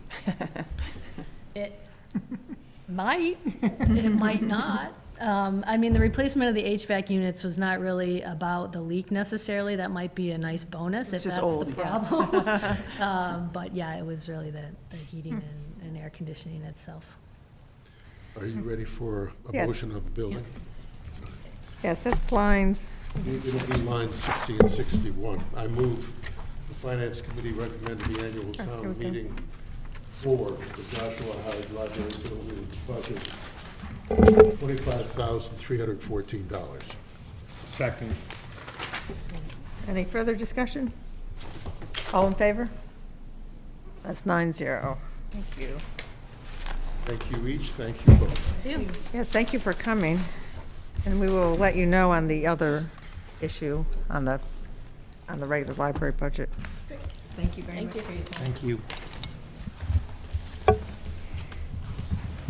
Then we have, did we vote for 8 Brookfield Road? Did we vote for 8 Brookfield Road? No? No, I thought there was a question on the 8 Brookfield Road and the Oh, school. right, and the nursery school, Yeah. right. And the borough's gonna get back to us, yeah. Tom, I think we're ready for you. Is this just tree warden? Perfectly fine. Yes, tree warden and trails trails, committee. yeah. And then some items in capital and betterment, too. Is it you? Trails too. Maybe it's you. Yep. Tom wears many hats. He has a lot of things to cover tonight. But his budget should be brief, because it is. All right, let's see, that is, Page 28, we're doing the tree first? tree warden first, Yes. page 28. Could we do trails first, only because I've got a member of the Trails Committee here, and I wouldn't have to sit through, Oh, surely. wouldn't have to sit through. That's 38 then. 38. That's even briefer. Oh, I thought somebody just randomly came to our meeting because we're so interesting. Well, he might have, I could be speaking out of, You talking about me? yeah, yeah. Yes. I should have come and sat with the library trustees as well, because Are you a trustee? library Oh, yeah, you That's should. what I thought. I thought you were, yeah. special volunteer. We have a lot of Also a member of the Trails Committee. multi-purpose people, I guess. But the trails budget per se has dropped dramatically, so where is the funding shifted to? This current fiscal year, the budget was increased to allow 2 members of the Trail Committee to attend the International Trail Symposium, which is coming up the end of this month in Syracuse, New York. You know, there'll still be snow on the ground, and it could Yeah. still be snowing. I'm from up there. Right. I hope not. They've got some really interesting outdoor programs going on in the area. But next year, so the budget next year drops to the normal level that allows 2 members of the Trail Committee to attend the statewide Trails Conference. Oh, okay. So that's, you know, that'll be the normal, well, so it's every other year that the State Trails Conference. The International Trails Conference is also every other year, but usually it's in other parts of the country where it'd be a little more cost prohibitive to attend. But being it's Syracuse, New York, it's a couple hours drive, and taking advantage of an opportunity to also promote the trails in Sturbridge. Do you want to vote on that right now? or you Sure. wanna- Unless anybody has any questions on the trails. What line number is that? I can't see. 129 and 130. Oh, thank you. There's still quite a bit of spending and betterment and capital that related to trails, but. Right, and I'm prepared to Yep. discuss that tonight if Oh, yeah. I want to get into that. Oh, we do. Okay. Right. Nobody on this one? I knew this was And going too easy. 129. 129, 130. Okay, I'll make a motion that the Finance Committee recommend to town meeting that we approve the Trails Committee budget in the amount, on, what, like, 129 and 130, in the amount of $400. Second. Any other discussion? All in favor? 9-0, thank you. Go to the tree warden, or you want to go to Betterment first? Why don't we, well, We go to Betterment. we can, yeah, we'll cover that. And capital too, right? Yeah, well, the Trails has a combined capital request with the The DPW. DPW, right. Which we did talk about with We Butch. talked about that, yeah. So that'll be a dual use. Yeah. For that. Well, as is all the equipment, Well, yeah. but, you know, I mean, it is all DPW equipment. But it seemed as if they had a, a specific use for that, especially I think during the winter with the Yeah. sidewalk time. So that's a $30,000. And we did talk about that. So in Betterment, you have, Betterment, we have 3 requests. The first one, our highest priority was for a flail mower that is a unit that attaches to the front of our RTVs, the trail vehicles we use to maintain our trails. We have a number of trails that are in fields or more of an open area, and the brush grows up along the sides, the grass and the brambles and what have you.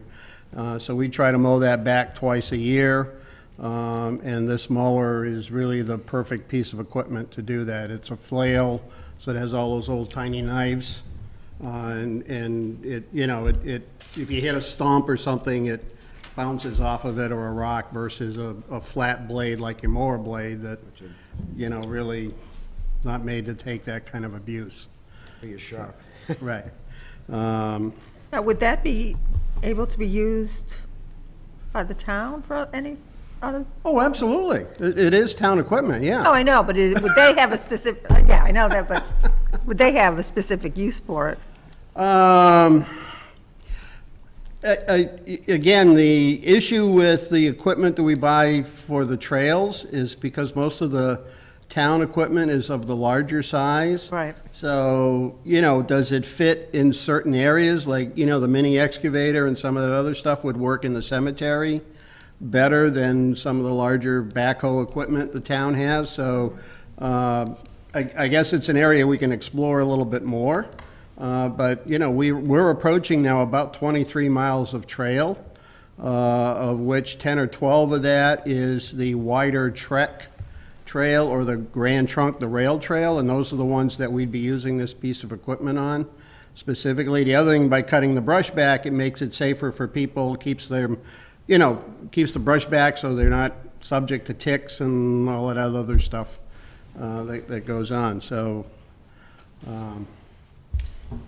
You kind of went to it. Where is this going to be stored?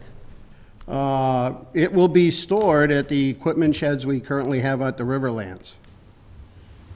So, so it's protected from any type of foul weather then? Yes, yeah. It'll be kept undercover. We have, matter of fact, the school just finished building the fourth section of the shed complex we have down there this winter. So when you say undercover, you actually mean it's going to be garaged?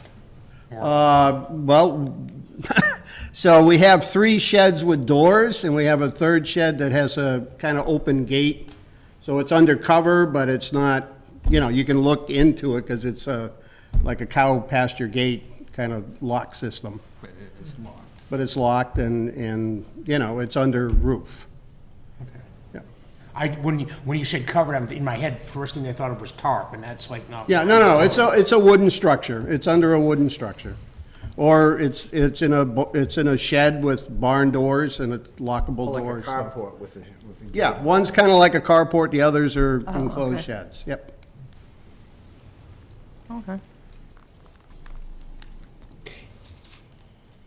Oh, I thought you had a question. Okay. Okay, the next one is the logging trailer. The logging trailer is a kind of like, I guess I could best describe it as an upside-down horseshoe device with large wheels. It's meant, its purpose is designed, again, for the RTVs, the smaller vehicles, to tow people who may log like their estates. You can hook it up and drag your log firewood out of the woods. Well, we're kind of going the other way with it in that as we get further into the properties, we need to drag in telephone poles, which are the basis of the bridges that we need to build across wetlands. So right now, we have no real way to do that. And the log carrier lifts one end up, so it's easier to drag them, down the trail without that end digging in and, messing everything up. So that's why we're requesting that particular piece of equipment. I don't know that it has another use anywhere else in town unless we get into logging, very, small scale on our properties, but again, it's meant to make it easier for our volunteers to get out there and do the work, as you know. Yeah, that's a pretty small cost. Yeah. Okay, and then the last item is, let me see here, priority 3. Oh, I'm sorry, I had them backwards. My mistake. So the priority 3 was the logging trailer. Priority 2 was a $1,500 request. As you know, several smaller parcels the town acquired through tax taking and not through Community Preservation Act funds.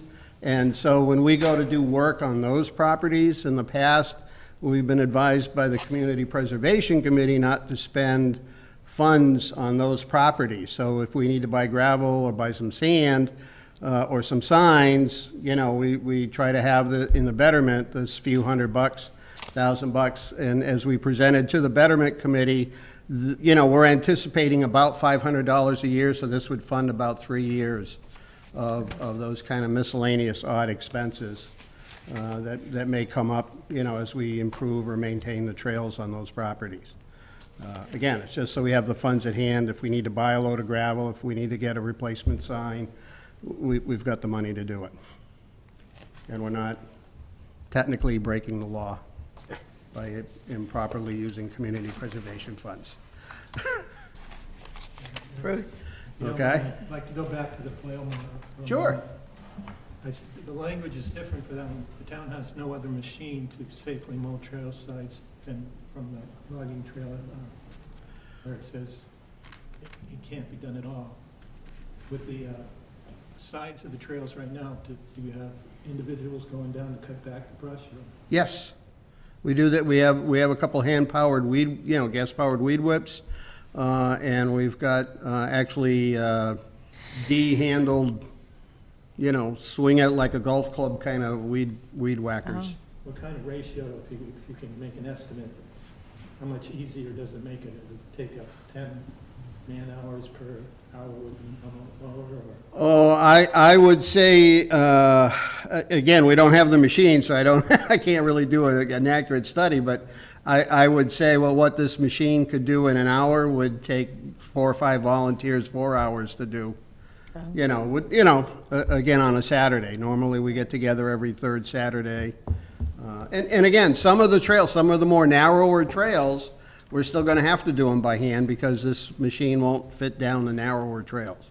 So we're trying to, make it, when you use our volunteers to the best of our ability, too. Just to review again, for the bridging, there's no way to do it without the machine. Oh, we can drag the logs in, it's just that the logs are fully on the ground, and the butt end, as we drag it in, if it catches on a rock, or it'll groove out the trail, it just makes it harder and more difficult, because one end is not picked up, so it's not kind of skidding, but actually being, full blunt force drag through the ground. So, and then that's what we're doing now. So when we saw this, we said, gee, this would be, real, and it'll make us get the logs out there a little quicker because, it's easier to skid it when it's just resting on one end versus dragging the whole 30-foot-long log through the woods. Okay? Kevin? Just back to the flail mower too. Sure. Is this a piece of equipment that would require specialized training or an endorsement, sort of like a forklift would, No. for whoever's using it? Nope. No, the unit itself's only 3 feet wide. It's offset so that instead of just being hanging in the front of the machine, it's designed to be offset on the side so that, when you're mowing the side of the trail, you kind of, you don't have to have the vehicle In there all with the you. way to the side too, okay? It's a homeowner thing. It's not, there's no other, it's, it's not like it's lifting or digging or anything like that, yep. Okay. Now, I think I asked you this last year, do we have anything that can groom the trails in the winter for snow, for like cross-country skiing or snowshoeing, that sort of thing? No, that's going to be next year's request, though. We're actually looking into that equipment now to see what's Okay. available, to see what's out there. I mean, I would think that there We would are be an getting- interest in we are- that. We are getting more and more requests for that. Yeah, I would think there would be, yeah. As I mentioned, as you know, in the Capitol, some people are saying, why aren't we snow blowing the trails? So, Snowblowing them, really? again, they'd rather walk, again, we're getting, I don't want to get too far, but we do have our traffic counters. If you remember last Oh, year, we yes. bought a traffic counter system. Yes, oh, that's right, yeah. This past month, in the month of March, at the Old Sturbridge Village, the OSV parking lot, the new one we just finished. Yep. Oh, yeah. The one counter that, at least if you go by it, it counts you. So there is a little bit of double, but because it's kind of on a loop, most of it Right. is single count. That recorded over almost 600 counts the month of March. Oh, wow. And that's just that one parking Oh. lot.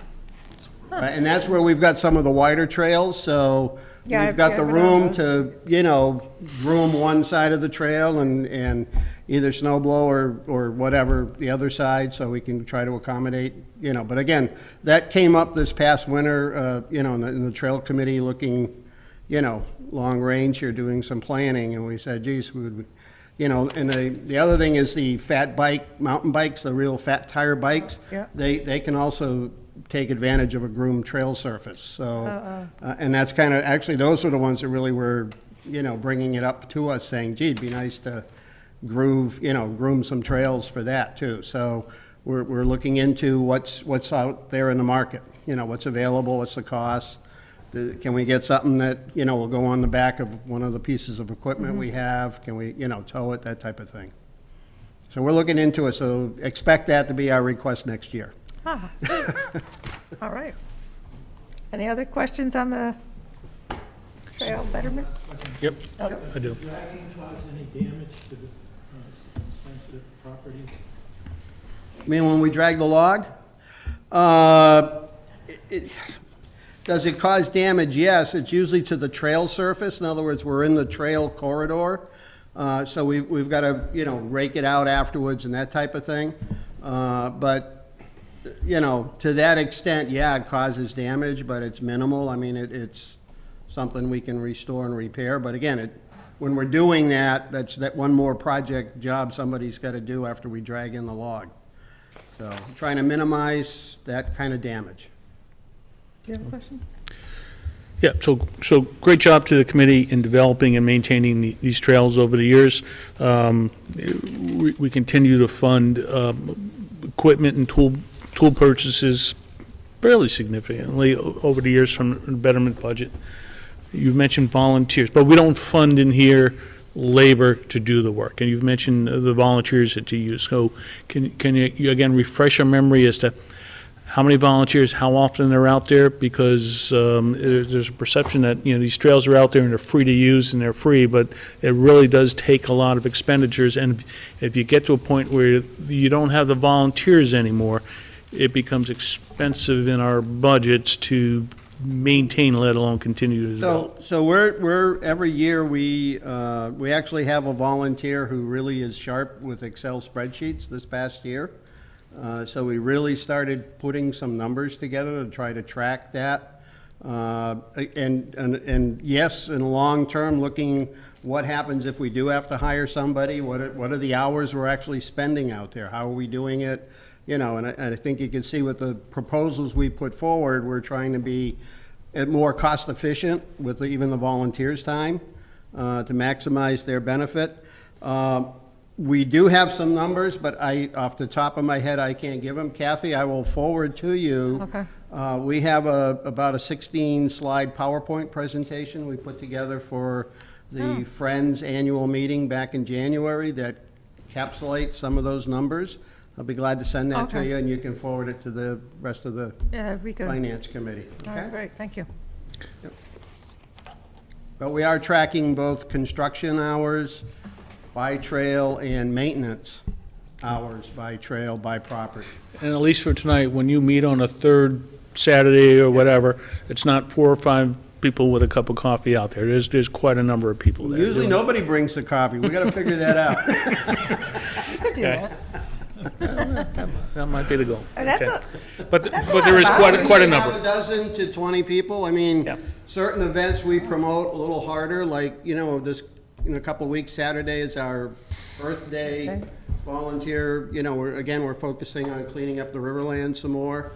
And we're anticipating about 40 people showing up for that event, so. Tom puts together weekly, a couple of days, Thursday, Friday, and 3 or 4 people show up, usually from the Trails Committee. Yep. So We have there's more going on than just the Saturdays. Yeah, we have what we call our weekday trail crew, and a couple of them work afternoons, so they, you know, come in the morning for a few hours. A couple are retired, and a couple others work the morning, you know, the overnight shift, and then they'll show up in the afternoon. So, you know, we push away a little bit there, whatever we can do, so. This loader will actually be a big help, especially for that weekday crew, because that's been one of our holding us back on things that we could do, but we just didn't have that particular piece of equipment to make it easier to load the material on the RTVs and what have you. All right, good. Okay? While we're on trails, do you want to talk about, well, you probably haven't seen this yet. We also were requesting funds this year through the Community Preservation Committee, so you probably haven't seen that article yet? No, we went, no. I'll hold on that then. And usually CPC will come.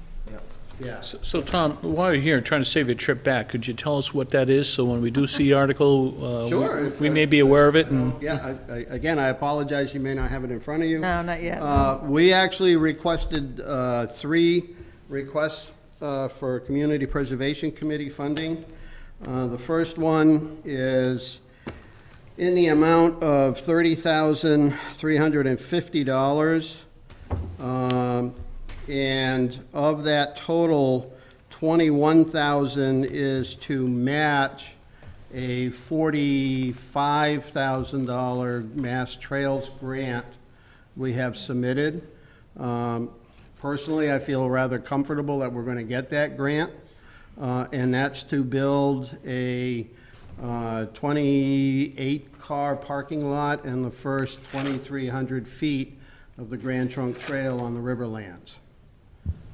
So that's part of that 30,000, the 21,000 is out of that 30. The rest is $8,000 for the SCA crew, which is the Student Conservation Association. We've gotten them the past few years. They're the crew that we send out to do some of our more remote single-track trail building. They're younger, college-age students, and this is what they do all summer long, is rotate through the state building trails and stuff. And so we take advantage of that. And then the rest, there's $1,350 is just, so we've got some general trail maintenance funds. We need to buy an extra load of gravel, buy some signs, some signposts, what have you, on the CPC lands. The second request is for a feasibility study for what we're terming the central section of the Grand Trunk Trail.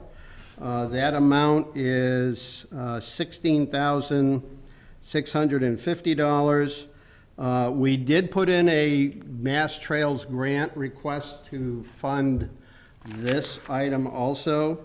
It requires a minimum of a 20% match.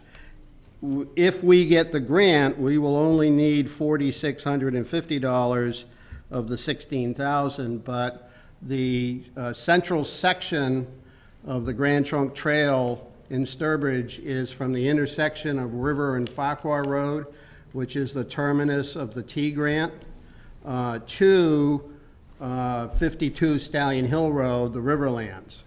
So it includes a section of River Road, the flyover over 84, and how do we put in the trail paralleling Old Sturbridge Village's access road, coming out to Stallion Hill Road, and then down along the shoulder of Stallion Hill Road. What do we do? What's the, what are our options? What are the, who owns what properties? What is feasible? It's a feasibility study. What are some of our options? So that, the town can look at that and say, for grants or whatever, what is it, what pieces, how do we chunk it out into sections and start working towards getting that particular missing link moving forward. And then the third request is for legal costs and recording fees of $5,000 at 52 Stallion Hill Road. Just prior to that piece, and unfortunately the assessor's office has got all of the village parcel as one Stallion Hill Road. So, I didn't, so anyway, on the north side of Stallion Hill Road, the land between Stallion Hill Road and Route 20, where the river is, for the most part, the village owns a section of that. And a piece of that, we would like to get an easement to take the Grand Trunk Trail, as we currently envision it, off of Stallion Hill Road and kind of cut the corner through the village property to the Riverlands. And so we've prepared an easement package, trail easement package, and I'll be meeting with Jeff next week to, move that forward. But we're anticipating that there'll be some legal costs. In the past, when we've obtained easements from the village for trails, which we currently have one at the 10 OSV, the access road parking lot, the village requested that we cover all of their costs for legal reviews and recording. We got the land for free, but, they said at least cover our costs. So we've estimated that at $5,000, and that's just purely an estimated number. It's not, I didn't go out to a lawyer and ask for bids or prices or anything. It's just an estimated number. Okay, so those are the three requests, trail-related, that we'll be seeking from the Community Preservation Committee for funding this year. Have they acted on them yet? Pardon? Have they acted on them? Yes, they've recommended funding all three. Okay. When are they coming here? I don't So know. why wouldn't the matching grant fund budget come into play here? Is it, In the one that we have in our, in the one line? that's in the town administrator, I think she's going for it. pardon? The one that's in the town administrator's budget? Yeah. Matching grants, yeah. That's for grants that the town would achieve. This, you're using. This is the town. It is a town function, but you're using, since it's related to trails, you tend to get your funding from. Related to trails, and it's fundable CPC. under the community Yeah, it is, preservation. yeah. I mean, you know, Yes, yes, but why, but does why that can't- item have that kind of, I mean, we're looking at 21 plus 16. Is that, do you guys fund it to that amount of money? No. no, it's only funded for okay. 20,000. But my point is, I'm just wondering why you wouldn't go through that budget. Well, actually, if you can go through CPC, that's probably the way you'd really want to fund it, because those funds are collected in addition to the property taxes. And it wouldn't be something that they're would go on the already- tax rate. Thank you, that's what I was waiting to hear. Yeah. Okay. I do, you know, I guess the only caution I have is, you know, I hear the words feasibility study. The town's done dozens, and there's gonna be 8 outstanding ones. Is this just another one that's gonna get done, cost us X amount of dollars, and sit there on the shelf for 8 years?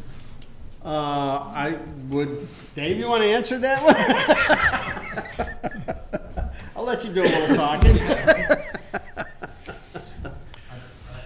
I don't know, we just don't know what. Yeah, no, I understand. I guess I'm just making the point. It's more of a rhetorical question at this point. So Kevin, at this point, in discussion, the feasibility study may come back and say, you know what, it's just not even feasible to build it. Yeah.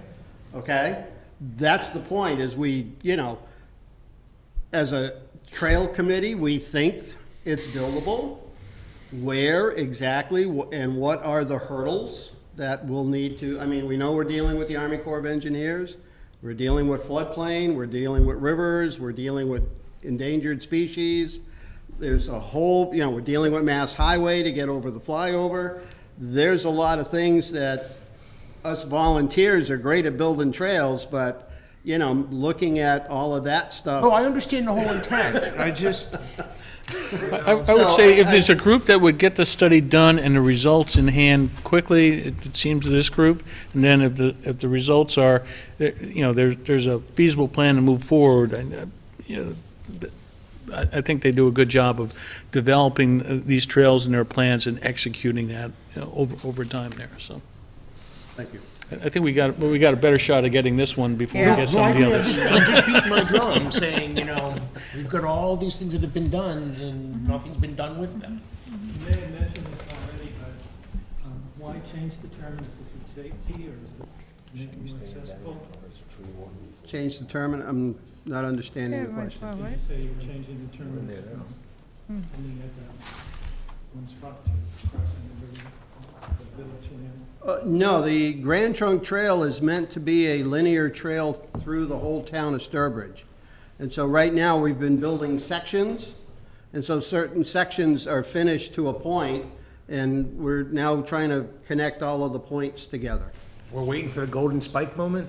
Actually, the good news is we finally got an agreement a memorandum of agreement to sign with Mass Highway and the Eastern Federal Lands Highway Division to build that 3/4 mile section of the Grand Trunk Trail that we got the T grant for back in 2005.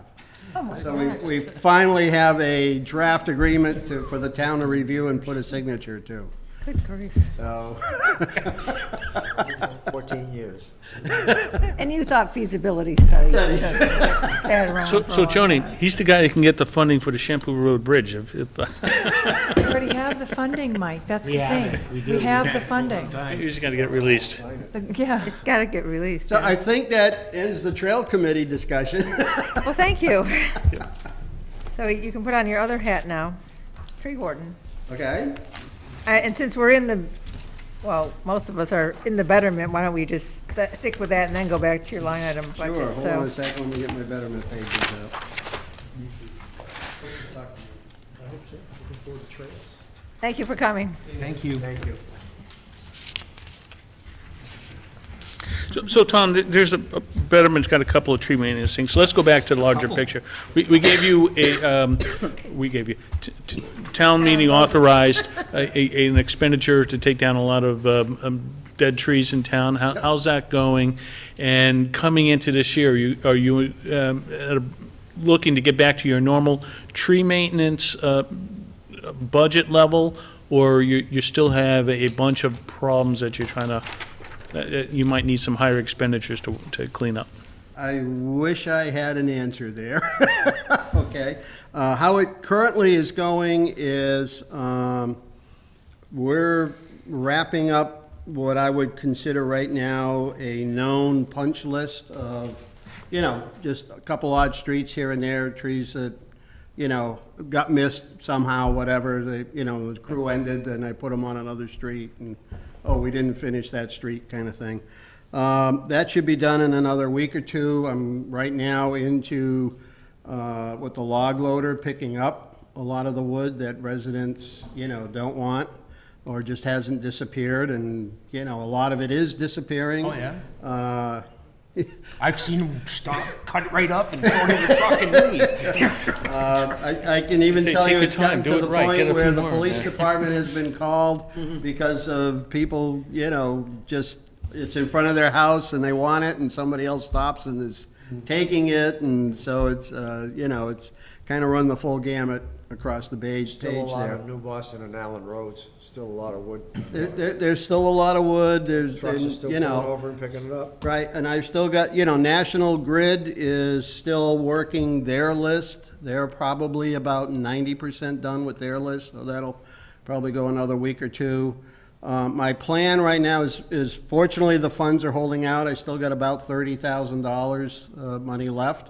I think we'll be able to, meet, everything gets done, but I'm holding, with this project now winding down, I'm, kind of going to hold back a little bit so that once we get some leaf out later, the end of April, early May, kind of see, is there something we really might have missed?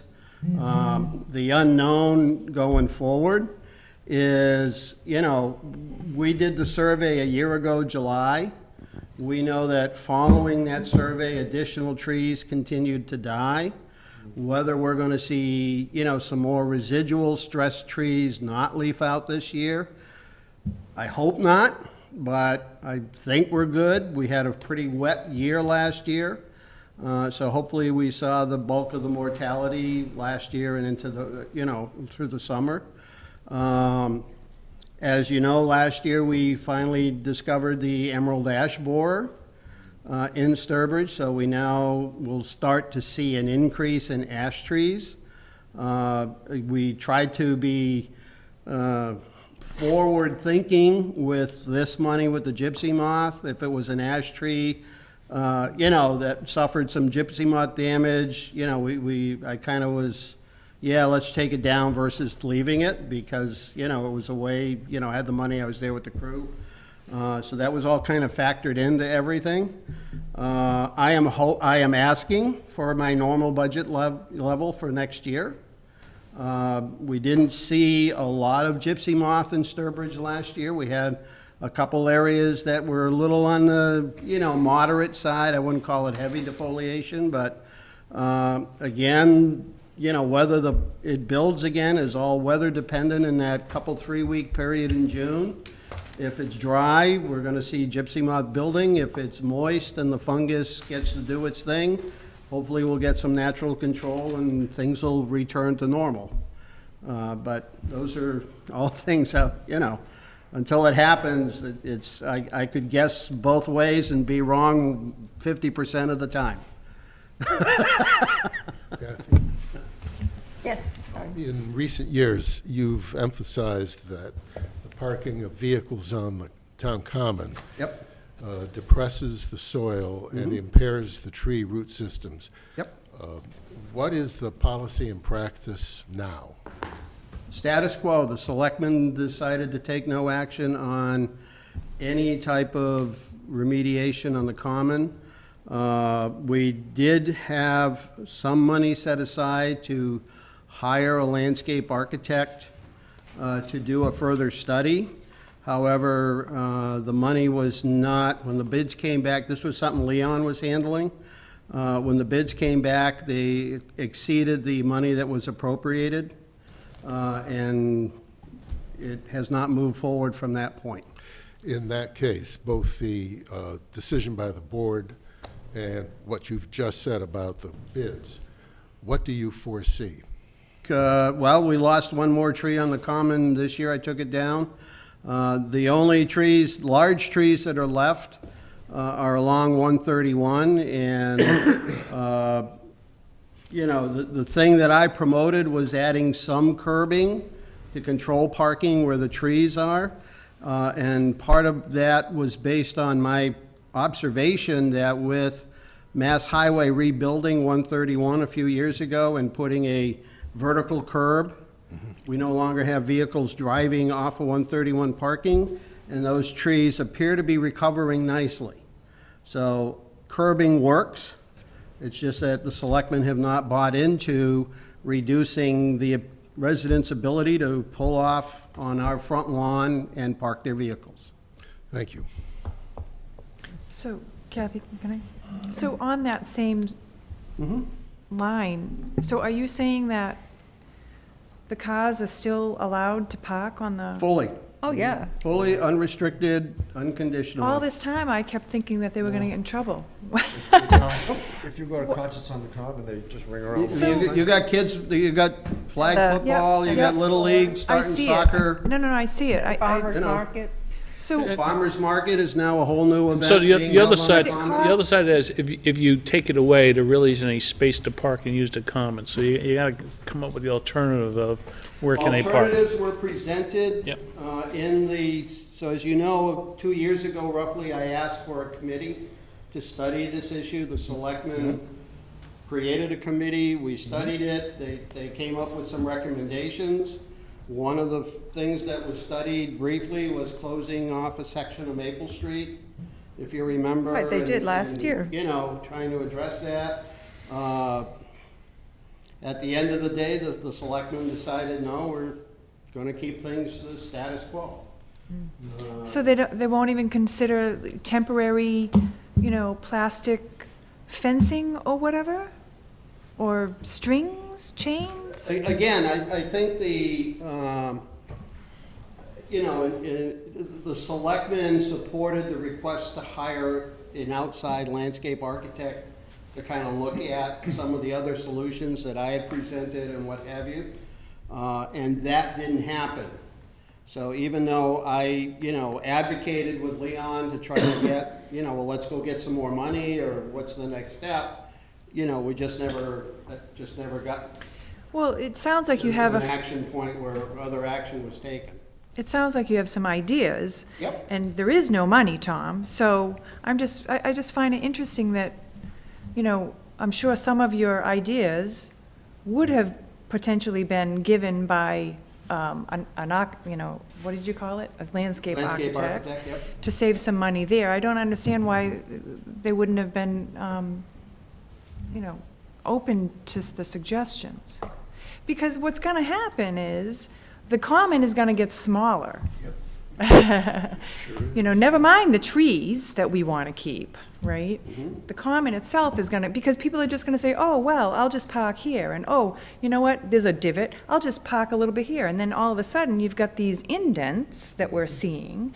But I thought that it was policy that you could not park on the common, and that if anyone was having something on the town common, they had to provide temporary, things. Like barriers. Yeah. Depending certain events. the Why is it for police some and not the certain other, then? events, the police department has recommended one-way traffic and some control, but it's very police department event specific to the size of the crowd. Well, that's just discouraging to hear. So, I'm thinking you lost a tree, we should probably replace it, put a new one in there, or whatever. You can't do that because you have to solve the parking problem, and you My really need point right that now, architecture plan to do My it. position would be when we lose trees to not replace them on the common, because it's just a waste of money. it's a longer term. By the time the tree gets to a size that it looks beneficial, that's when the stress is gonna be there, and we're gonna be addressing it, taking it down, or additional costs, what have you. Yeah, but a tree, you know, a tree, even if it's small, is better than nothing at all. I mean, I'm surprised that you're not replacing the trees that you're removing. I was gonna make the argument, I was gonna ask the question, so for all the trees in the common except the ones that are right along 131, which are somewhat protected, why, if they're in stress and in danger and dying anyways, why not just take them out? And, you know. Because the earth is dying and we need them, Kevin. I understand, but I don't think, I'm you being know, I- quite So- serious. So to your point, okay, could I tomorrow take all the trees down on the common? I'm I not suppose I advocating would if they're legally be in healthy. my right to do that. Yeah. But I think that would be suicide. so they're still healthy. Well, there is, as you know, in the betterment request, you know, you fund some $4,000 to $5,000 a year so that I can put in extra effort to keeping them healthy, to keep them safe. In other words, annual prunings, annual treatments, you know. Or some sort of landscape design that will fit into the scenery and protect the tree roots. Well, I can't stop the parking and that's the long-term, soil compaction is the long-term problem there. It's mostly You know, on one side combined though, with right?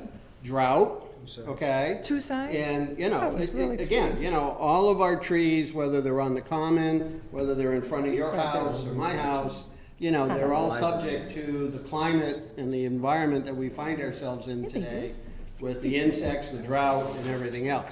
The common just happens to add the additional layer of heavy use and parking, you know, several times a week, you know, come the good weather through the fall. Kind of, did I? And never mind, you know, we now have the skating rink on the I hope I common. did. And what do? We plow off some of the grass so vehicles can park on the side to use the skating rink.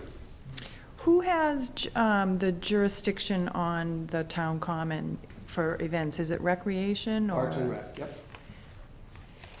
And they have it, they have Perhaps it you in go to their them? requirements not to park on the common, but there's Then- no enforcement. Then perhaps something, you know, heads need to get banged to enforce it, perhaps.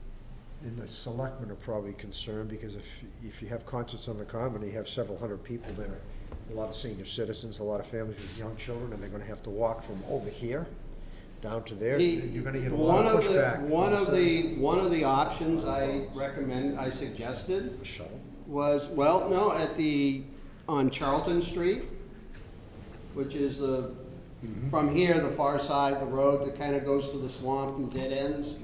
Okay? At that very far end, the Army Corps of Engineers own some property there. And there is a sidewalk down that side of Charlton Street, although it is probably the worst sidewalk the town owns condition-wise. I mean, I'd find a hard time without stumbling on it now because the pavement is just all deteriorated. But, you know, could the town at least explore something with the Corps? Maybe we could put in a gravel parking lot, improve the sidewalk. Yeah, it's, you know, it's obviously not right there in front, but, you know, keep some handicap parking around the common and at least have that as a parking lot. Would it help? I throw it out there as a suggestion. I don't think tearing down Paradise and paving a parking lot I didn't say pave, is I the said gravel. idea. But it's unfortunate that you don't Get rid of have the beavers out there, you got a little more area you can use too. Right. I think Southbridge has some beavers they're trying to get rid of. So anyway, in my betterment request is obviously money to maintain the trees on the common, along with our normal street tree maintenance, our Arbor Day program, and some Route 20 landscaping, some of the pocket parks to take care of the trees. And somehow I inherited that, the trees, the shrubs, and some of the fencing and stuff that's going in the pocket parks on Route 20 and 131. So, again, Again, my routine budget, nothing, Yep. you know, it's what we've been doing for years. so I'm gonna maybe push the routine a little bit here. It sounds like a landscape architecture plan will at least help come up with a vision that committees can get around for how we would add trees or other such things around the common and in a way that we can protect them and yet still address parking and ongoing use. So it sounds like that would be kind of like a key item to setting a vision that maybe moves things forward. Another one of those feasibilities. I think it's been done. I'm just thinking to myself, that sounds really familiar. Yeah. So the annual maintenance of $4,000 or $5,000 to do this, if we didn't quite prune or otherwise, give vitamins to the trees on a common for a year or two and use that money to build up enough to get you that study, would we be getting ahead even though we're not necessarily doing maintenance for a year or two for the trees on the common there? Or is it more beneficial to continue to treat them? I'll be honest with you, I just don't know the numbers. So the money that was set aside, and I think, Joni, it's still available because it was an annual town meeting article, is $6,000, and that was not enough money. I don't know, I never got the figure from Leon as to what the price came in at. Was it 8,000, was it 10,000, was it 25? That I don't know, so I don't know what we're talking about, okay? So that money goes back then, because you can't use it? No, not when it's a warrant article. It's gonna be rescinded. We'd have to have an Yeah. article to rescind it. We'd have to have an article different that's from still the sitting yearly out there budget. somewhere. Well, is there any way that you could get, I know, feasibility studies are insane, but is there anything else that could essentially cover that could help the problem? The $6,000 was the figure Leon came up with.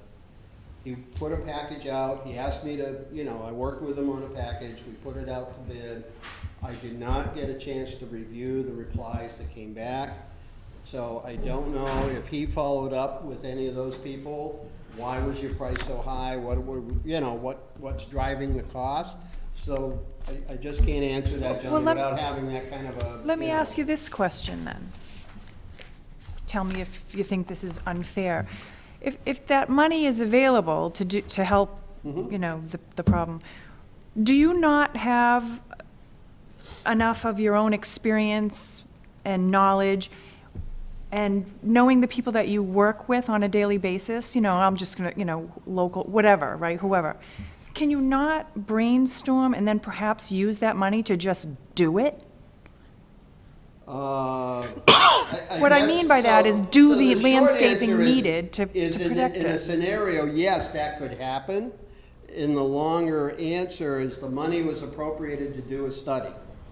Yeah, So- that's right, so the answer is I no. could see the finance director saying, well, the money was to do a study, Yeah. not to do the work. Yeah. So it may go beyond the scope of the article. Yeah, Tom, in the past, graduate students from UMass or the Stockbridge School have been out on projects at, I think, very modest cost because it was part of a master's degree project, I think.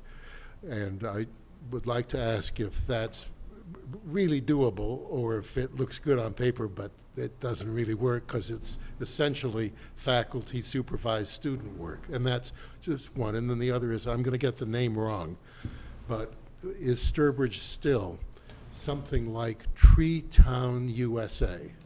We are very proud to be a 30 consecutive year designee of Tree City USA. The annual statewide award ceremony will actually be here in Sturbridge, hosted at the Village, the end of May. why not the town common? No place to park. And about the graduate program? So there's been, there was a state-funded study of our common, the trees, the use, the whole 9 yards, done about 15 years ago now. no one seems to be able to put their fingers on that copy. But again, it addressed the very same issues we're talking about today.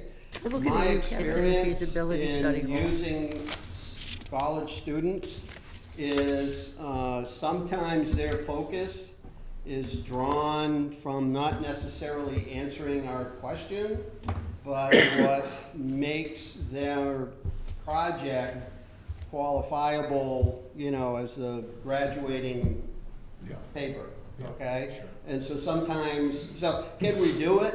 I would say, yeah, we could, but I think we might end up with a feasibility study that's just gonna end up sitting on the shelf. I'm open to working with anybody, you know? My focus is, you know, as the, you know, tree warden, I think I'm doing as much as I can that other people need to, you know what I'm saying? And really, when you look in the laws, I only take care of the trees because under state law, Parks and Recreation has the authority to delegate the tree responsibility to the tree warden.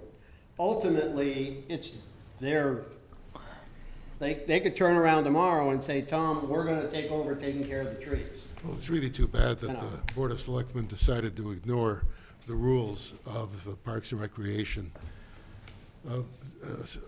Committee, which is a unit of the I town. don't think they're ignoring the rules. I think at the end of the day, They're it's not just an acting. overall, how do you enforce it? It's, Well, we you have know, a police you're gonna department. let people use the common and where else would they park? Because there is no other place. What is you all know? this? Yeah. Again, That's what it's for. you know, And we have a police department. They know how to write tickets. I'll admit, I was completely ignorant to that, and I've used the common that way many times. I think just getting some public awareness might help, you know? Or some signs. even. Yeah, you're No killing parking. this tree if you park here, don't. Yeah. I mean, really, I- why you know, not? you know, it's, yeah, we But can it's joke not about just it, we the can tree. smile about it, but at the end of the day. I don't think people it's know, a- though. We have been doing this for so long. No, I mean, if you see somebody It's else a parking, you're gonna cultural- park. Yeah, You people know, don't it's a know. cultural change to, you know, Yeah. because we've been doing this for so many years. You would actually have to hire a part-time police to be there, you know, the full length of any event to do the enforcement. No, but seem I to have think a the special point event. that's being made is people don't know that's killing the trees. I didn't know. Well, You know, what? I That's a had good no point. idea. Maybe what you should do is go to STA and ask for wayfinding signs that say, no parking. You could probably have a nice, I'm not, Yeah. you could have a nice, cute little sign placard, or whatever you Put a want to little call tree it. on it. You know, wherever. Save I our think trees. people would not park there if they knew that it I was think you're killing right. the trees. At least a percentage of the people It's an wouldn't. idea. Put it on, Well, put it certainly down. some of them wouldn't. Yeah, I mean, yeah, I mean, I agree with Jared. I parked there. I know I did last summer, going to the farmer's market. Yeah. Because I don't know that I knew that policy. only know I knew because that of there the was an events. effect on the common, but I didn't know that it was actually prohibited. I guess this goes to show how many people watch our meetings. Really, Tom's been saying this for decades. Tom's been saying this for I guess we don't pay. But I mean, I think that signs here and there, even though they might be ugly, once it gets into people's mindset though. We Right. have nice looking signs made. Did Yeah, you see with the the Joshua wayfinders, High? yeah. Comes down to the sign? convenience. If you can put up the signs, but without a convenient place to park and have to walk there, especially when you get the volumes in the fall for some of the larger, or year-round for some of the larger activities, is we just don't have adequate parking to support the amount of usage that we're driving towards the common there. We have to be able to solve that problem, to be able to, Well, you know, maybe get for some of people those bigger things, you might consider the shuttle. Don't we have, didn't we use a shuttle last year? Yeah, yeah. Well, that's not coming back. Oh, it's not? Well, there you go. You know, one of the answers is can we use a different piece of property for a lot of those events on the common? You know, that's That- another option to throw out That came there. at that meeting that, last year that Gene was sponsoring over there of, there are larger events, we do need another larger parcel to direct the larger events to and ease up on the common, but Why don't we don't know put the where the little other parcel men, is. you know, I've been to many Hotel up here. festivals where you can't where there's normally parking, they have just the little cones or the no parking. Why don't we do that? I don't know who's The responsible. larger events but- do have, because But I've again, had that goes events. to the police they- department, trying to make sure there's safe access. Yeah, but I've participated in events on the Common, and we have actually had, I remember, we had to provide no parking. The Harvest Festival rings the The bell Harvest common with no Festival parking rings signs. it, we had to ring it with temporary fencing, you know? I mean, this may not be your purview, but this might be, it seems like a fairly simple. Simple, yeah. Solution. It's not gonna solve the parking problem, but it will help the trees. And there are places, you can park in the public house. Yeah, you can park up You can here. park over here. There is parking, people just don't wanna walk. So Kathy, if I would Walking's healthy. add this to your section of notes about topics for the finance committee book, it's something we can talk to. Then we can vote on the budget. Yes, we do need to Yeah, get to the let's- budget. let's The hour move is on. late here. Well, no, but this is an appropriate topic for that. Yeah. We can take it on. Trunk or treat, all purposes. I appreciate this discussion, I do. You know, as a tree warden, I can advocate, but some of these decisions are made by other boards and committees. Well, you have the new town administrator here, so I'm sure he'll put it on his list of things to do or look at. Same concern at the Weathersfield Townsend Yeah. parking. Oh, I'm for sure it events. is a issue anywhere where there's a Yeah. town common with trees and no immediately available You parking. said Weathersfield, right? That's where he's, I can picture that, yes. okay, well, Granite curbs are a great deterrent. yeah, that's true. About this time. You know, Unless you have a I hate to pickup say truck. that, the analogy I've always used is, what other community can you recall that allows parking on its front lawn? And if you don't consider the town common our front lawn, what do you, as a community? I think of Southbridge, there's no parking on that common. No, there isn't, yeah, There's you're curbs right. all the way around it. Yeah, you can't park, yeah, because I, There's a lot of things you can do to Brookfield, make, all the other That's true, communities, tastefully, their you commons know. are yeah, curved. Brimfield you can't, They Brookfield, may yeah. have parallel parking, they may have cut in the grass 5 or 6 feet, allowed for parallel parking, you know, Put a berm so they, right. Little mini Stonehenge. You know, again, the committee that was formed had some really good, robust discussions on a lot of these alternatives. And at the end of the day, you know, it was decided to, you know, hire an outside person to come in and take a look at it, and it didn't quite happen. It seems to Alright, me, let's I think move we on. might be ready for the motion now. Any questions on The the- hour is late. Any other questions No. on the tree warden's budget? No, nobody has any more So, questions. I'll make a motion that we recommend to town meeting to approve the tree warden's budget as depicted in lines 84, 85, 86, and 87, totaling, wait a minute, Yeah, $20,710. Second. And there is no further discussion, so. well, Yes, go ahead, Kathy, a Jody. question, I don't, did you guys vote the trails budget?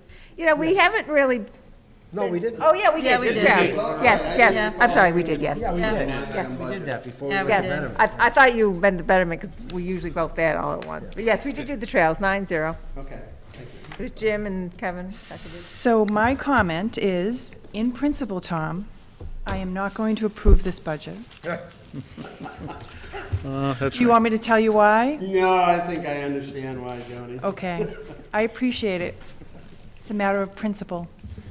All right, we're ready for that I vote. stick to my principles too sometimes, so I. Right, but can you just understand that I'm very serious, you know, there's a lot of, the Earth is dying, there isn't a planet B, and I just think that there are other natural alternatives for that particular situation.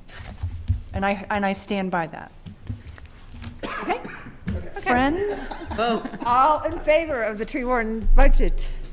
I will. Opposed? That's 8-1.